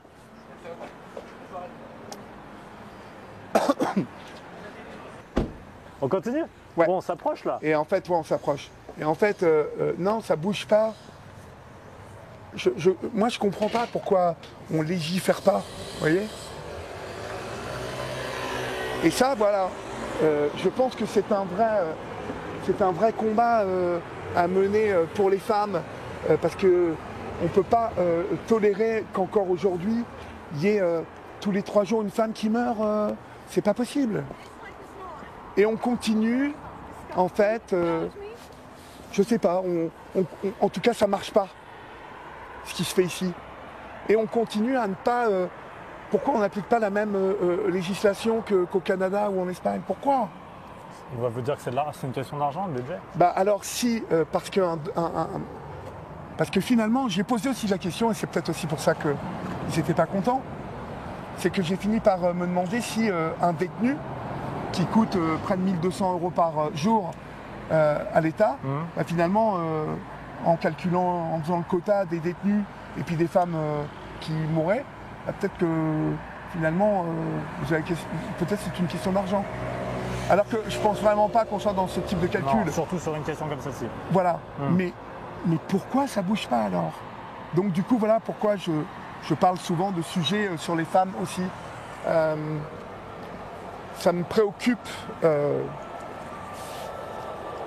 Je suis parrain de l'association des familles victimes de féminicide, qui est une association, donc, comme son nom l'indique, essaie de faire avancer les droits pour les enfants de femmes qui ont été assassinées. Parce que voilà, ça avance petit à petit, mais jusqu'à il y a encore 1 an et demi, rien n'était prévu dans ce pays pour ces enfants. Vous voyez, on est en retard en fait. Nous, vous comme moi, nous journalistes, on se doit de relayer ces sujets-là, d'en parler et de faire parler celles et ceux qui en sont victimes. Donc ça me semble essentiel. Donc voilà pourquoi je parle des femmes. Et puis parce qu'on est dans une société où quand même les femmes restent dans toujours des comportements qu'on voir ou d'entendre, quoi. Donc voilà pourquoi c'est importante et qu'il faut les protéger et qu'il faut y faire attention. Vous recevez des gens qui souffrent souvent, vous les recevez, vous les écoutez le soir à la radio. Ouais. Est-ce que c'est parce que vous avez vécu des choses difficiles, il y a une vingtaine d'années notamment? Est-ce que vous pourriez faire ça si vous n'aviez pas vécu ces choses-là? Et est-ce qu'on peut en parler d'ailleurs? Bien sûr, on peut en parler. Je vous ai dit que je pouvais parler de tout à partir du moment où on est justement dans quelque chose d'intelligent. Je ne fais pas ça parce que j'ai traversé des épreuves. Je pense que le fait que j'ai traversé des épreuves que je n'envie à personne, qui m'ont plongé dans le marasme total, fait qu'aujourd'hui, quand j'échange la parole avec des gens qui connaissent l'épreuve, qui sont dedans ou qui en sont sortis, il y a un lien supplémentaire, il y a une confiance supplémentaire parce qu'elles savent que je sais. Et ça renforce le lien de confiance, ça renforce... ça les rassure, ils ont confiance en moi, ils savent que je sais ce qu'ils sont en train de vivre, que je suis capable de le comprendre, de l'entendre, et peut-être aussi d'avancer avec eux et de leur donner 2-3 options de stratégie pour essayer d'abord dans un premier temps de se relever, et puis ensuite d'avancer. Mais quand vous vivez l'épreuve, bien évidemment que, je vais vous dire, tu vois, vous êtes jeune, mais cette vie que nous vivons est formidable, elle est super belle, mais vous le verrez, elle nous impose des épreuves, c'est incontournable. Alors, certains ont plus de chance que d'autres, mais on se construit beaucoup à travers l'épreuve. On apprend beaucoup de l'épreuve, et même si j'en ai chié, je pense que je suis bien debout sur mes cannes et que je suis l'homme que je suis le mari, je suis l'ami, je suis le père, je suis le patron, le collaborateur que je suis aujourd'hui, grâce aussi au fait que j'ai traversé toutes ces épreuves et qu'elles m'ont déterminé et qu'elles m'ont construite. Vous pouvez expliquer ce qui est arrivé dans un laps de temps très court finalement? Vous avez perdu votre père et votre fils. Ouais, en l'espace d'1 an et demi.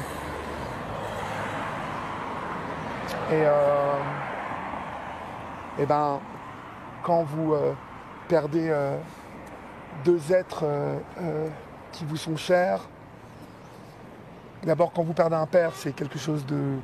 Quand on perd un parent, un père, une mère, c'est un moment très particulier. Déjà, c'est la première fois de ma vie que j'étais confronté à la mort d'un des miens. Et là, il y a quelque chose, vous vous dites, ah bah alors je te reverrai plus jamais. Je me rappelle, c'était ça qui m'étouffait, qui m'écrasait. Le fait de ne plus jamais revoir mon père. Mais la mort de mon fils, ça a été... la mort d'un enfant, c'est quelque chose qui vous pulvérise, qui vous fait douter du sens, vous voyez, de ce dont on parlait au début de notre entretien, du sens de votre vie, du sens de tout ça. Et vous vivez dans une chute vertigineuse infinie et vous vous demandez quand est-ce que ça va s'arrêter. Et il y a des moments où vous pensez il faut que ça s'arrête. Vous voyez ? Alors, ça ne veut pas dire que j'ai eu envie de me suicider, hein, mais j'avais envie, si mon cœur s'était arrêté à ce moment-là, ça m'aurait énormément soulagé. Mais j'ai jamais voulu me suicider, moi, en fait. C'est quelque chose, c'est pas que je manque de courage ou quelque chose, mais je veux pas faire ça. Je voulais pas faire ça. Mais j'ai souvent pensé, cette nuit, si ton cœur s'arrête, c'est pas grave, quoi. Tu vas aller rejoindre ton fils, ton père, et t'attendras les autres ensuite qui arrivent. Cette période-là m'a construite et m'a fait relativiser aujourd'hui tellement de choses dans ma vie que ça m'a vraiment déterminé. Je suis plus le même homme depuis ça. J'étais déjà un homme gentil. J'aime dire que je suis gentil parce que c'est vrai que je suis gentil et que c'est aussi simple que ça. Je suis un mec qui aime bien les autres, qui est assez simple, parfois un peu naïf même. Mais du coup, j'ai plus été cet homme-là après, quoi. J'étais un autre homme après ça. Et ça vous permet de relativiser beaucoup de choses. Vous voyez, les petits trucs pour lesquels on se plaint dans la journée, ou le matin quand on se lève, les petits trucs professionnels, les petits trucs de relationnel. C'est toutes les conneries, en fait, pour lesquelles on perd de notre énergie et de notre temps. Ça m'a permis de relativiser la relation à l'autre. Tu m'aimes pas, tu me sens pas, c'est pas grave, on passe à autre chose. Gain de temps sur des relations où avant je pouvais perdre du temps avec des gens qui parfois manquaient d'épaisseur, manquaient de... Moi, vous savez, je suis très impliqué dans l'amitié, dans l'amour. Et j'appelle tous les jours ou tous les 2 jours mes amis. Je suis très présent dans leur vie, comme ils sont très présents dans la mienne. La relation amoureuse, comme la relation amicale, on a la chance de la croiser tellement peu de fois dans nos vies. L'amour, déjà, si on le croise une fois dans nos vies, c'est déjà une super chance. Moi, je connais plein de gens qui n'ont jamais croisé l'amour et qui ont 50 ans, 60 ans. L'amitié aussi, c'est pareil que l'amour. Avoir auprès de soi quelqu'un qui est comme son frère, qui est comme de sa famille, c'est quelque chose d'hyper précieux.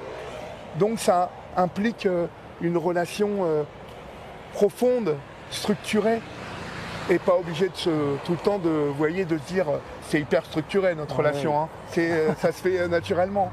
Et donc du coup, quelle heure il est ? Il ne faut pas qu'on soit en Ouais, retard. ça va, on a 15 minutes, même pas 10 minutes.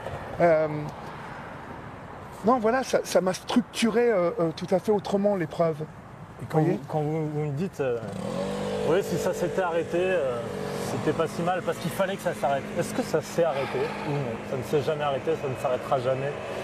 C'est quoi cette douleur, ce manque ? Mais non, mais ça s'arrête jamais. Quand vous perdez un enfant, vous ne pouvez pas oublier un enfant. J'oublie pas mon père non plus, mais vous ne pouvez pas avancer dans la vie et tous les jours avoir une pensée en se disant tiens, qu'est-ce que je ferais là avec mon fils on irait au parc dimanche voir PSG Lille. Est-ce qu'il aurait été musicien ? Est-ce que, comme moi, est-ce qu'il aurait 21 ans là ? Vous vous rendez compte ? Du trou, du vide. Donc voilà. Allez, traversons. On ne peut pas oublier ça. On atténue la douleur en avançant, en se structurant, en se disant que la vie est comme ça et que aussi elle est belle et puis qu'un jour moi aussi je mourrai. Est-ce que je rejoindrai mon fils et mon père peut-être. Ça fait partie aussi des questionnements qu'on peut avoir métaphysiques. Mais une douleur comme ça, elle vous accompagne. Mais voilà, aujourd'hui, je suis assez fort pour la dompter, je suis assez fort pour en faire une force. J'ai aussi un peu, je vous ai dit, je suis un peu... j'ai l'impression que aussi, parfois, je sens les miens. Vous voyez ? Donc, je leur parle. Et j'ai aussi envie qu'ils soient fiers de moi, de ce que je fais. Donc tout ça, c'est c'est la petite comédie qui est dans ma tête et qui m'aide à vivre et à essayer que la vie continue et qu'elle soit belle et qu'elle soit nourrissante, riche, à tout point de vue. Les gens que avec qui vous allez parler dans 26 minutes, Pardon ? pas trop qu'on tarde, hein ? Non, on est un peu en retard là. On est un peu en retard, bon. Les gens avec qui vous allez parler dans une petite demi-heure, est-ce qu'ils le savent, ils le connaissent, votre parcours, ou non? C'est juste dans votre voix qu'ils le ressentent? La plupart des témoins dans les Jeux d'Olivier savent tous. Quand je viens, ils ont regardé sur Internet. Ils ont regardé sur Internet qui j'étais, ce que j'avais vécu, voilà. Et c'est normal. Ils vont livrer leurs paroles. Ils vont livrer leurs paroles à quelqu'un et cette parole, elle va être entendue, écoutée, regardée par au moins avec la vie que les films ont après, entre 1,5 million, 2 millions, 3 millions de personnes. Ouais. Donc cet engagement-là, il se fait aussi en essayant de connaître un peu celui qui les reçoit. Donc moi, en l'occurrence.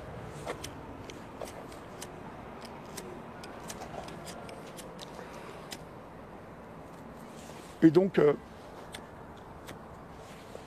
oui, et comme je vous l'ai dit tout à l'heure, le fait d'avoir traversé l'épreuve me donne sans doute une sorte de légitimité à leurs yeux et renforce la confiance qu'ils ont en moi. Vous voyez ? En fait, et voilà, et c'est bien, c'est bien. Je vois une vraie différence entre ce que vous faites sur Europe 1 et ce que vous faites sur France 2 dans les Jeux d'Olivier. Bon, on peut se dire, pour qu'il y ait une parole, des paroles. Sauf que à la télé, vous êtes de tous les plans, ou presque. Vous êtes très présent. L'émission porte votre nom. C'est une décision de France Télé. Ouais. À la radio d'Olivier, j'étais pas fan du nom. Et pourtant, aujourd'hui, je trouve que la promesse, en fait, est plutôt tenue dans le titre. Oui. Mais quand ils m'ont dit ça va s'appeler dans les Jeux d'Olivier, waouh, je me suis dit. C'est marrant, hein, j'ai pensé à Libé tout de suite. Je me suis dit, je vais m'en prendre plein la gueule. Et donc, du coup, je vous jure, hein, ça c'est mon réflexe. Comme j'étais habitué à en prendre plein la gueule avec les Black Mariens, entre les Inrecuptibles et Libé, vous savez, toute cette nomenclatura intellectuelle qui sait tout sur tout. Et on n'était pas vraiment vraiment leur soupe à eux. Donc, la première fois, en fait, je me suis dit, voilà, putain, je vais me faire allumer. Et vous êtes fait allumer un peu ou pas? Oh, c'était rigolo. Libé, la première fois qu'ils ont parlé de moi, c'était assez drôle. Ils ont dit c'est l'été parce que au bout de la 3e saison, dans les Jeux d'Olivier, était diffusé l'été. Et ça a été assez drôle parce qu'ils ont dit c'est l'été, c'est le retour des punks à chiens et d'Olivier Delacroix. Donc c'était plutôt bien vu, je trouve. Ça m'a fait rire. Ce que vous ne faites pas, quasiment pas à la radio, vous parlez peu. Alors qu'on vous voit beaucoup dans les Jeux d'Olivier, là... Je parle pas beaucoup dans les Jeux d'Olivier. Hein. Oui, mais vous êtes là. Ouais, je suis là, mais radio, je parle pas beaucoup. C'est vrai, mais on vous voit. À la radio, on vous entend quasiment pas. Vous êtes là pour presque Acquiescer. Ouais. C'est très différent l'exercice. Ouais, c'est différent. Mais vous savez, la radio, c'est un média super vivant.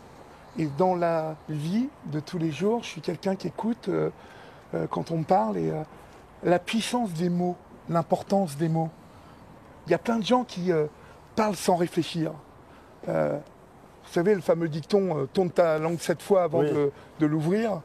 Bah oui, il y en a pas mal qui devraient se le répéter, ce dicton. Moi, j'ai conscience, je crois, de la puissance des mots, de leur importance, de leur sens. Et donc, quand on est dans une discussion et que quelqu'un vient vous raconter son histoire, eh ben, vous êtes tout d'abord là pour comprendre et pour percevoir différentes choses dans l'émotion qui... Voilà. Et c'est très important d'écouter dans notre métier. Très important. Bon, ça y est, on arrive. Alors vous arrivez à des horaires pas possibles. Il n'y a jamais personne. Oui, mais c'est parce que vous m'avez mis à la bourre, là. Ah bon? Ouais. Normalement, j'arrive à 10h, 22h. Alors comment ça se passe? Qui décide de... Vous allez voir. Oui. Ah, on rentre par où alors? Là, il faut sonner parce que j'ai pas mon badge. Ah, ok. Qui décide? Qui décide qui sont les... Ah, hop.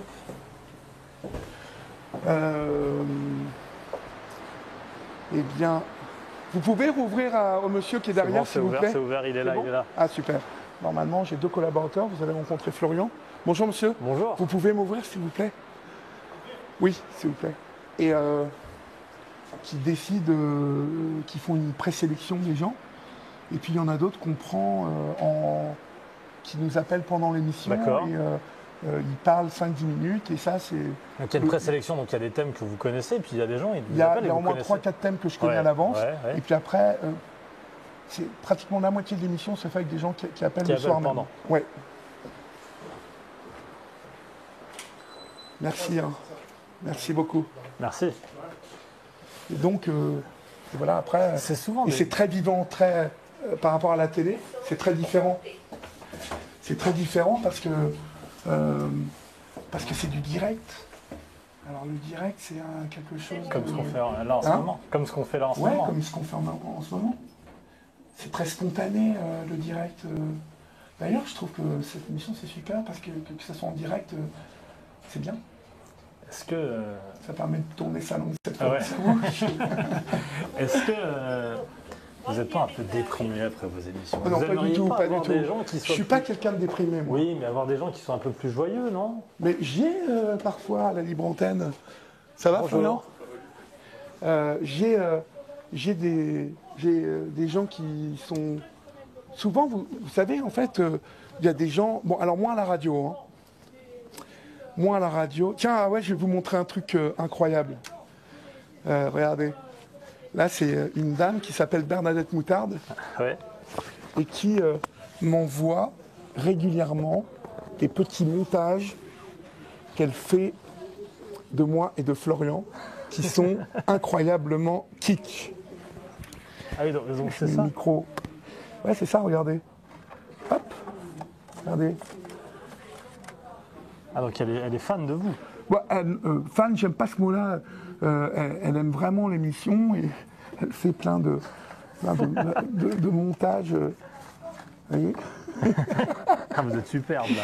Superbe, non? On dirait des faire-part pour mon enterrement. Ah, vous voudriez ça? Non. Mais c'est marrant, voilà. Marrant. Cette journée du 2 juillet, et on en c'est la reçoit fête de d'autres, toutes les personnes portant ce joli prénom et vous en faites partie. Ah oui, voilà. même pour votre fête. Voilà. Là, il y a l'émission des sports. Ah oui, alors vous êtes le très repas. sport, Moi, je suis très foot. Oui.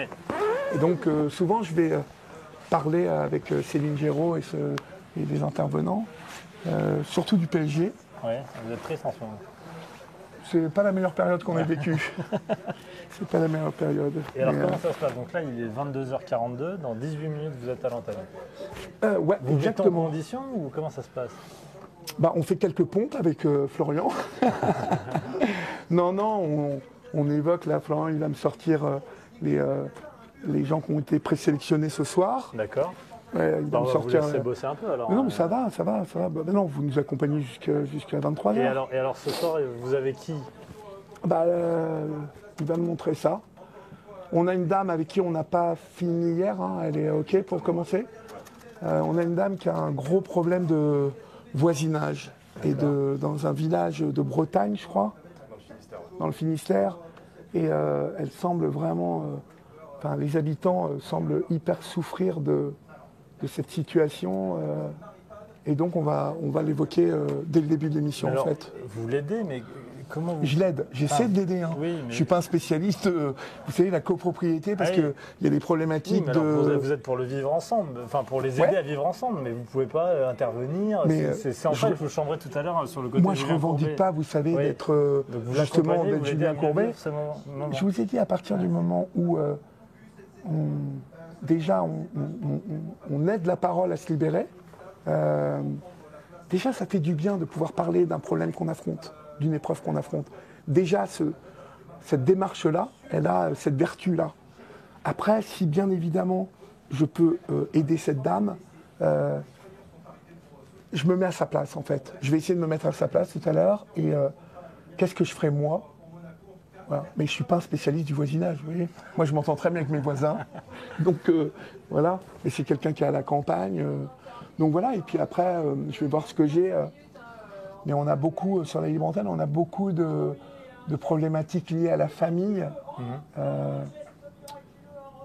problématiques liées à la famille, au divorce, à la garde des enfants, à la justice familiale. On a beaucoup de gens qui nous appellent par rapport à ça. Beaucoup par rapport à l'ASE, au placement des enfants aussi. À la protection judiciaire de la jeunesse, enfin tout ça. Travaille là-dedans. Ah bon? Et mon meilleur ami travaille à la protection judiciaire de la jeunesse.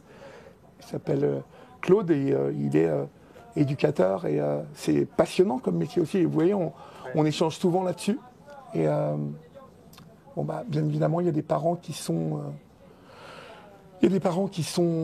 dans l'épreuve avec des enfants placés, qui ne comprennent pas toujours pourquoi on a placé leurs enfants.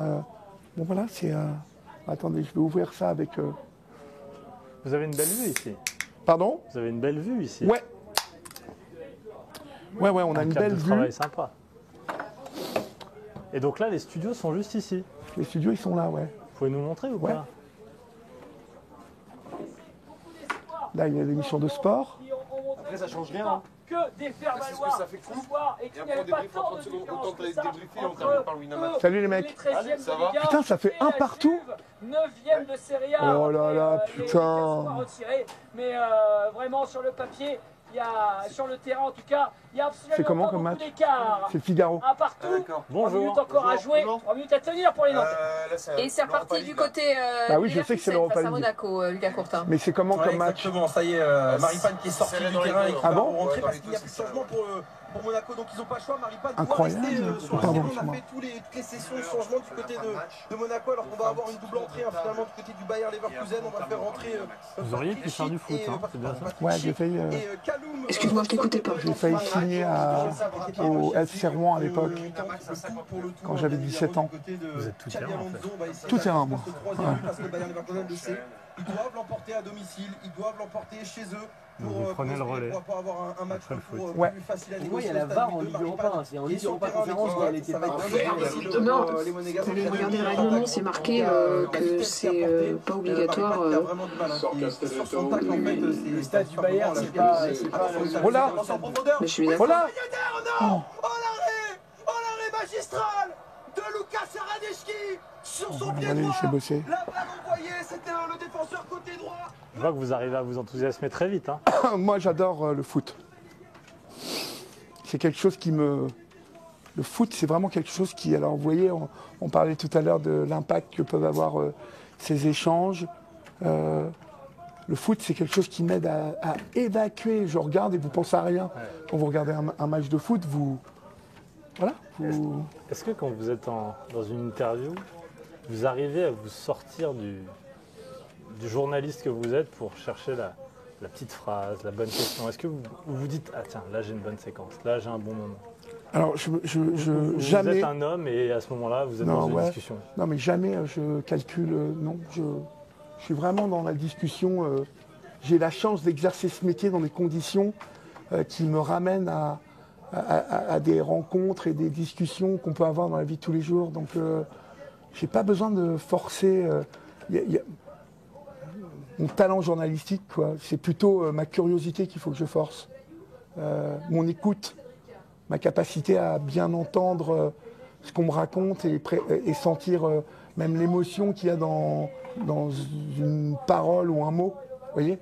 Et donc deviner un peu à travers la voix, hein, puisque c'est la radio là, vous les ce qui se imaginez passe. des fois? Oui, bien sûr. Parce que vous n'avez pas de photos aussi, Non. peut-être? Rien. On n'a pas de photos. La voix. À part tout. Bernadette Oui. nous a envoyé des photos. Donc vous êtes obligé d'imaginer. C'est un autre exercice. Ah.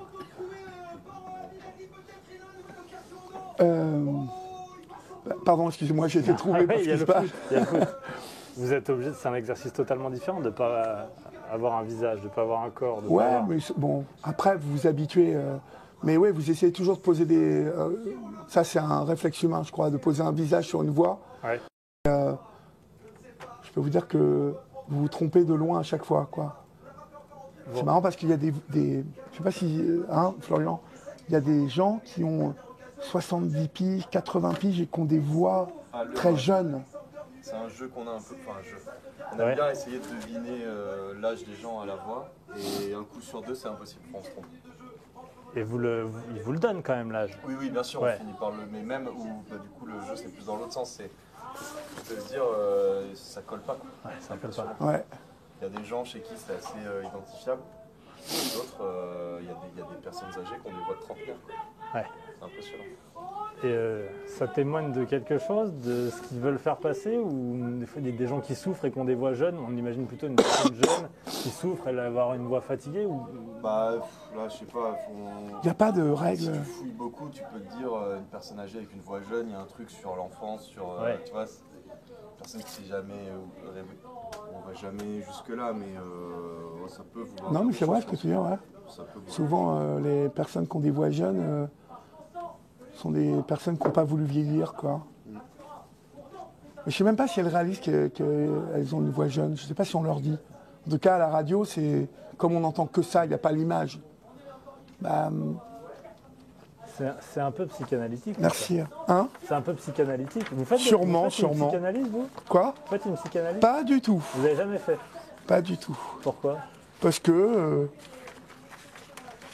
aller voir des psys, j'en ai vu. Ça m'a fait beaucoup de bien. Mais j'ai pas la patience. On a Jean-François Pérez qui commente et qui vit beaucoup ces matchs. En fait, dans la psychanalyse, c'est long et je pense que c'est pas un exercice qui est fait pour moi. En tout cas, je sens pas que ce soit, c'est pas mon truc. Et vous essayez pas peut-être d'en avoir quelques codes, quelques secrets pour vous les utiliser? Non, souvent on pense que je suis psy de formation, Oui. mais non, je sais pas de créer De la psychologie. un effet de style. Je suis vraiment très naturel, quoi. Donc, pour percevoir quelqu'un dans la discussion, il faut bien écouter. Donc, du coup, obligatoirement, vous essayez de vous faufiler et de comprendre ce qui se passe, ce qu'on est en train de vous expliquer. Et moi, je me mets beaucoup en télé, j'imagine, une famille vraiment élargie aux grands-parents, aux cousins, dans le canapé en train de regarder. Quelles questions se posent-ils? Et pour la radio, j'imagine souvent quelqu'un en voiture qui rentre chez lui ou qui est sur l'autoroute et qui écoute ce qui se passe. C'est très important de toujours penser à celles et ceux qui écoutent ou regardent. Une seule personne. On a appris ça. On pense à une personne et essaye de lui parler. Alors ça, c'était au début. Ouais. Comme j'ai fait de la radio très tard, je me rappelle que les gens qui m'ont accueilli à Europe 1 m'ont dit, voilà, adresse-toi toujours. Non, c'était Jacques Expert qui m'avait dit ça quand j'avais tenté pour la première fois de faire de la radio. On m'avait dit, Jacques Expert m'avait dit, adresse-toi toujours à quelqu'un que tu connais, que tu aimes bien, qui te rassure, parle-lui. parle pas à tous les auditeurs. Imagine pas tous les auditeurs qui t'écoutent, mais voilà. Vous avez quoi? C'est pénible. Le football? T'es d'accord? Moi, je vis avec mes... Ouais. Il y a quoi sur vos fiches? Quoi? Il y a quoi sur vos fiches? Bah, il y a le conducteur de l'émission, et puis il y a... comment ça se passe? Vas-y, tu vas regarder. Et puis il y a le résumé des personnes qu'on va avoir ce soir. Solène, 38 ans. Des jeunes ou des personnes âgées? Tout type. On a sur la libre antenne, on a une jeune fille de 15 ans la semaine dernière. Ça va. Alors, c'est rare, hein, 15 ans. Mais on a des. Surtout qu'à 15 ans, elle écoute d'autres libres antennes souvent. Je sais pas. Non, il y a des. Je sais pas, mais la majorité, en tout cas la moyenne, on va dire que c'est 55 piges. Historiquement, l'auditoire et les témoins sont plutôt des personnes plutôt âgées. Et avec l'arrivée d'Olivier, ça a rajeuni. Donc ouais. Ah oui. 50, je pense. Ouais. Oui, mais parce qu'on a élargi ça plus sociétal. Donc on a élargi, comme je l'ai dit tout à l'heure, on a pu que pratiquer la dimension psy. On a élargi au voisinage, aux problèmes que certains peuvent rencontrer dans le cadre de leur travail. Mais il y a de la psychologie dans toutes les problématiques que vous affrontez. 1h du matin, vous savez combien de personnes vous écoutent? Vous avez une idée? Pardon? Vous savez combien de personnes vous écoutent à 1h du matin? Parce que c'est une vie, 1h du matin. Enfin, c'est autre chose, c'est un autre public. On a des chiffres. Oui. Il y a 220 000 personnes, c'est ça? J'ai plus le quart d'heure, mais en moyenne, ouais. En moyenne, il y a 220 000. Et il y a à peu près 700 000 personnes qui passent pendant 2 heures. Donc ça fait du monde quand même. Non? Ça fait du monde. Ouais. Mais c'est une autre population, quoi. C'est des gens qui dorment pas. Bah. Un peu comme vous. Ouais, c'est. Il y a vraiment. On a le groupe Facebook le plus important d'Europe 1 de loin, où ils sont combien? 17 000? 18 000. Ah oui, alors je le vois, Olivier Delacroix, Yann Moix, parce que le week-end c'est Yann Moix. Ouais, le week-end c'est Yann Moix. D'ailleurs, vous pourrez lui demander de faire l'émission, il la fera sans doute avec plaisir. Ah, il adorerait, je suis sûr. Ouais. On lui redemande alors ici. Quoi? On lui demande alors ici. Bah, il faut lui demander. Conseiller à Yann Moix de faire l'émission. Bien sûr, c'est ce que je ferai. J'ai chaud là. Et alors, les gens vous laissent des messages directement sur Facebook? Alors, le groupe Facebook, c'est plus des gens qui discutent entre eux, qui commentent ce qui se passe. Parfois, ils se lancent des débats. Donc, il y a...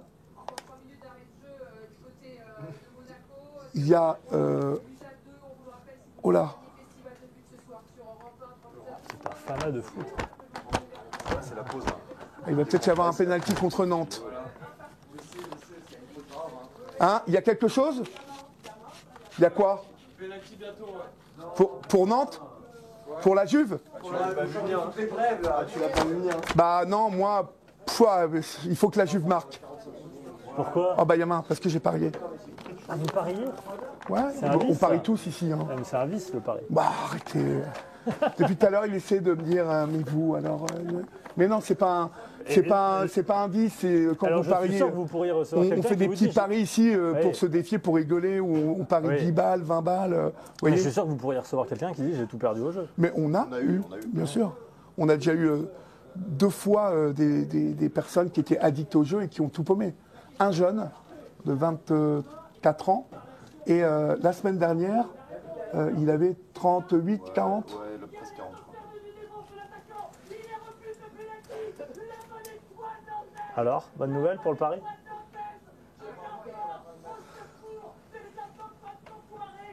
Vous avez gagné ou pas? Ils n'ont pas marqué visiblement. Non, il n'y a pas péno. Il n'y a pas péno. Pas bon pour vous, quoi. C'est comme ça. Je vais vous dire. Vous perdez plus que ça ce que va, vous gagnez. Ça vient. Hein. Ouais. Ça va, ça et vient. Vous arrivez à vivre le foot alors, parce que ça, c'est les paris sportifs font la pub en disant vivre le foot plus fort. Moi, je trouve que c'est l'inverse. On vit le foot avec... Oh bah non, mais quand vous pariez, vous regardez d'une manière différente. Ça en renforce... mais bon, c'est pas parce que vous allez gagner 50 balles que vous allez sauter... Enfin, vous voyez ce que je veux dire. Et vous pourriez parier contre l'équipe de France, par exemple? Non. Ah, quand même. Ni contre le PSG, ni contre l'équipe de France. Généralement, je parie sur des équipes qui ne sont pas les miennes. pour conjurer le sort. Ouais, je vois. Je vois. Alors ce soir, si le match s'éternise, vous prenez plus tard? Comment ça se passe? Non, là, ce soir, c'est une soirée d'Europa League. Donc, mais quand il y a quand il y a des matchs du PSG et de l'OM, on prend l'antenne à 23h30. D'accord. Raphaël, viens voir. Viens. Et toi, je vais vous présenter quelqu'un qui est extrêmement talentueux. Et qui s'appelle Raphaël Dévolvé et qui fait l'info avec nous le soir. D'accord. Voilà. C'est Thibaut. Et c'est un de nos compagnons en fait. Enchanté. Bon, qui fait l'info à partir de 19h. D'accord. Voilà. D'accord. Donc et là, qui parie aussi. Donc il est 22h59, c'est dans une minute. Oui, mais là il y a des arrêts de jeu qui se prolongent. Ah si, ça va. Si, mais je vais sauter les titres.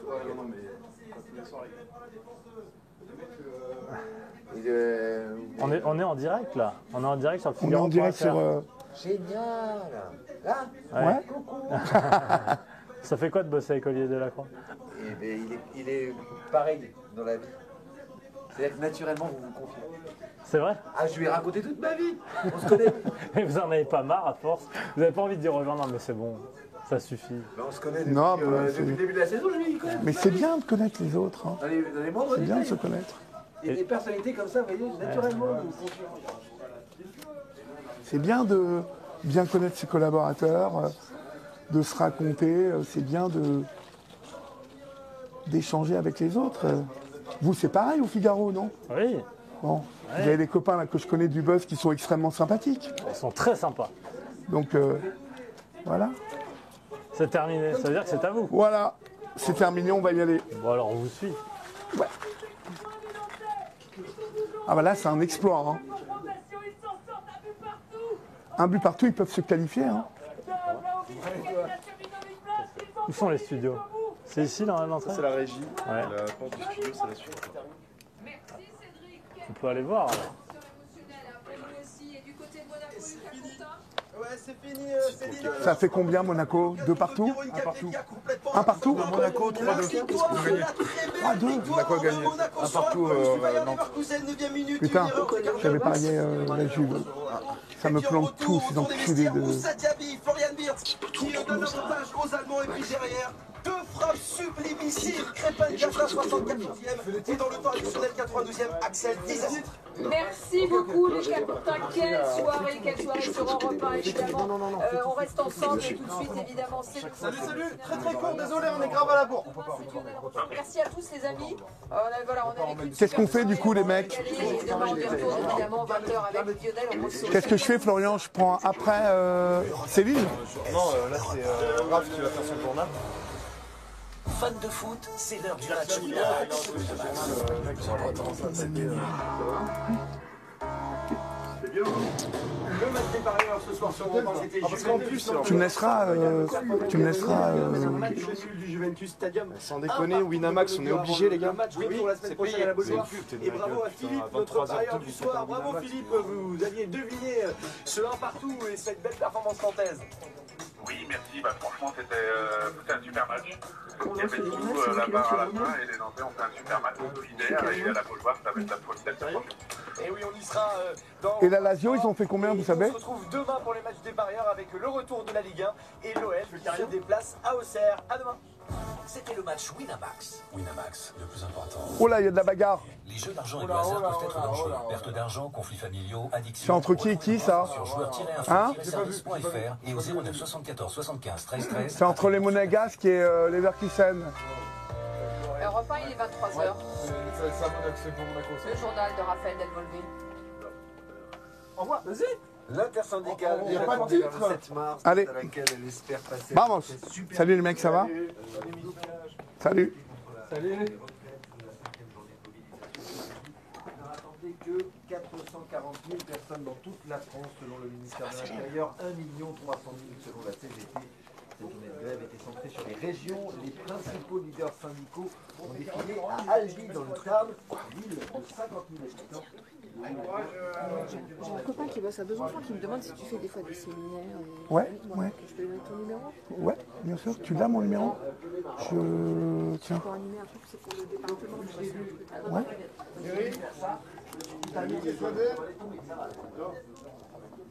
Taxi, monsieur.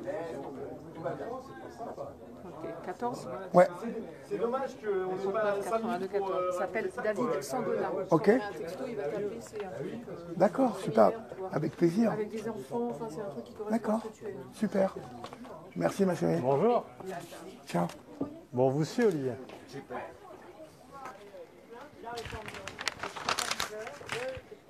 Elle a oublié son carnet. On vous laisse alors. Attends, pardon.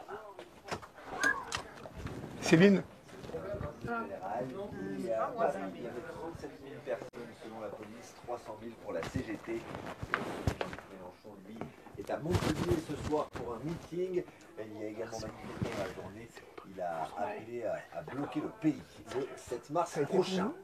11 jours après les séismes en Turquie et en Syrie, le bilan dépasse maintenant plus de 41 000 morts.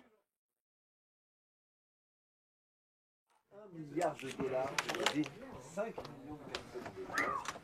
J'ai oublié un truc encore. On n'a pas la ligne de l'enjeu, donc pour la première dessus, c'est ça. C'était bien, mais il faut que tu passes plus. Ouais, c'était en appel, plus de voix. Non, même avec par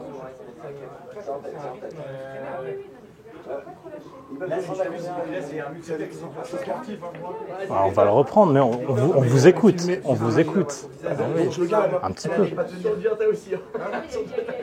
une truc un peu en plateau. Nous, sur Europe 1, avec un peu de retard pour cause de football, vous retrouvez à 23h09 et 40 secondes très précisément Olivier Delacroix qui est avec vous une dernière fois cette semaine pour la libre antenne. Bonsoir cher Olivier. Bonsoir mon cher Raphaël, comment allez-vous? Ça va très bien. Bon, très bien. J'étais en train de faire quelques petits savants calculs et les clubs français s'en sortent très bien ce soir encore. Oui, hein? oui, on a de belles chances de faire un 3 sur 3. Ah ouais, il y a de grandes chances. Si je ne m'abuse, le but à l'extérieur ne compte plus maintenant. Exactement. Ah oui. Ce qui change mais pourtant, la c'est un peu donne. rageant peut-être. Ça aurait été un encore meilleur résultat à Turin. Ouais, mais Nantes va gagner chez lui, je pense. Ouh là là là là, les prédictions. Ça va être chaud, ça va être chaud, ça va être chaud, ça va être chaud. Bon, ça va, autrement tout roule? Oui, tout roule. Bon, tout roule. Très bien. Bah écoutez, moi j'ai fait une émission avec le Figaro TV, qui sont encore là, et c'était bien sympa. Eh bien, je les salue confraternellement. Confraternellement. Et confraternellement, je vous donne rendez-vous à minuit pour le journal. À tout à l'heure. À tout à l'heure.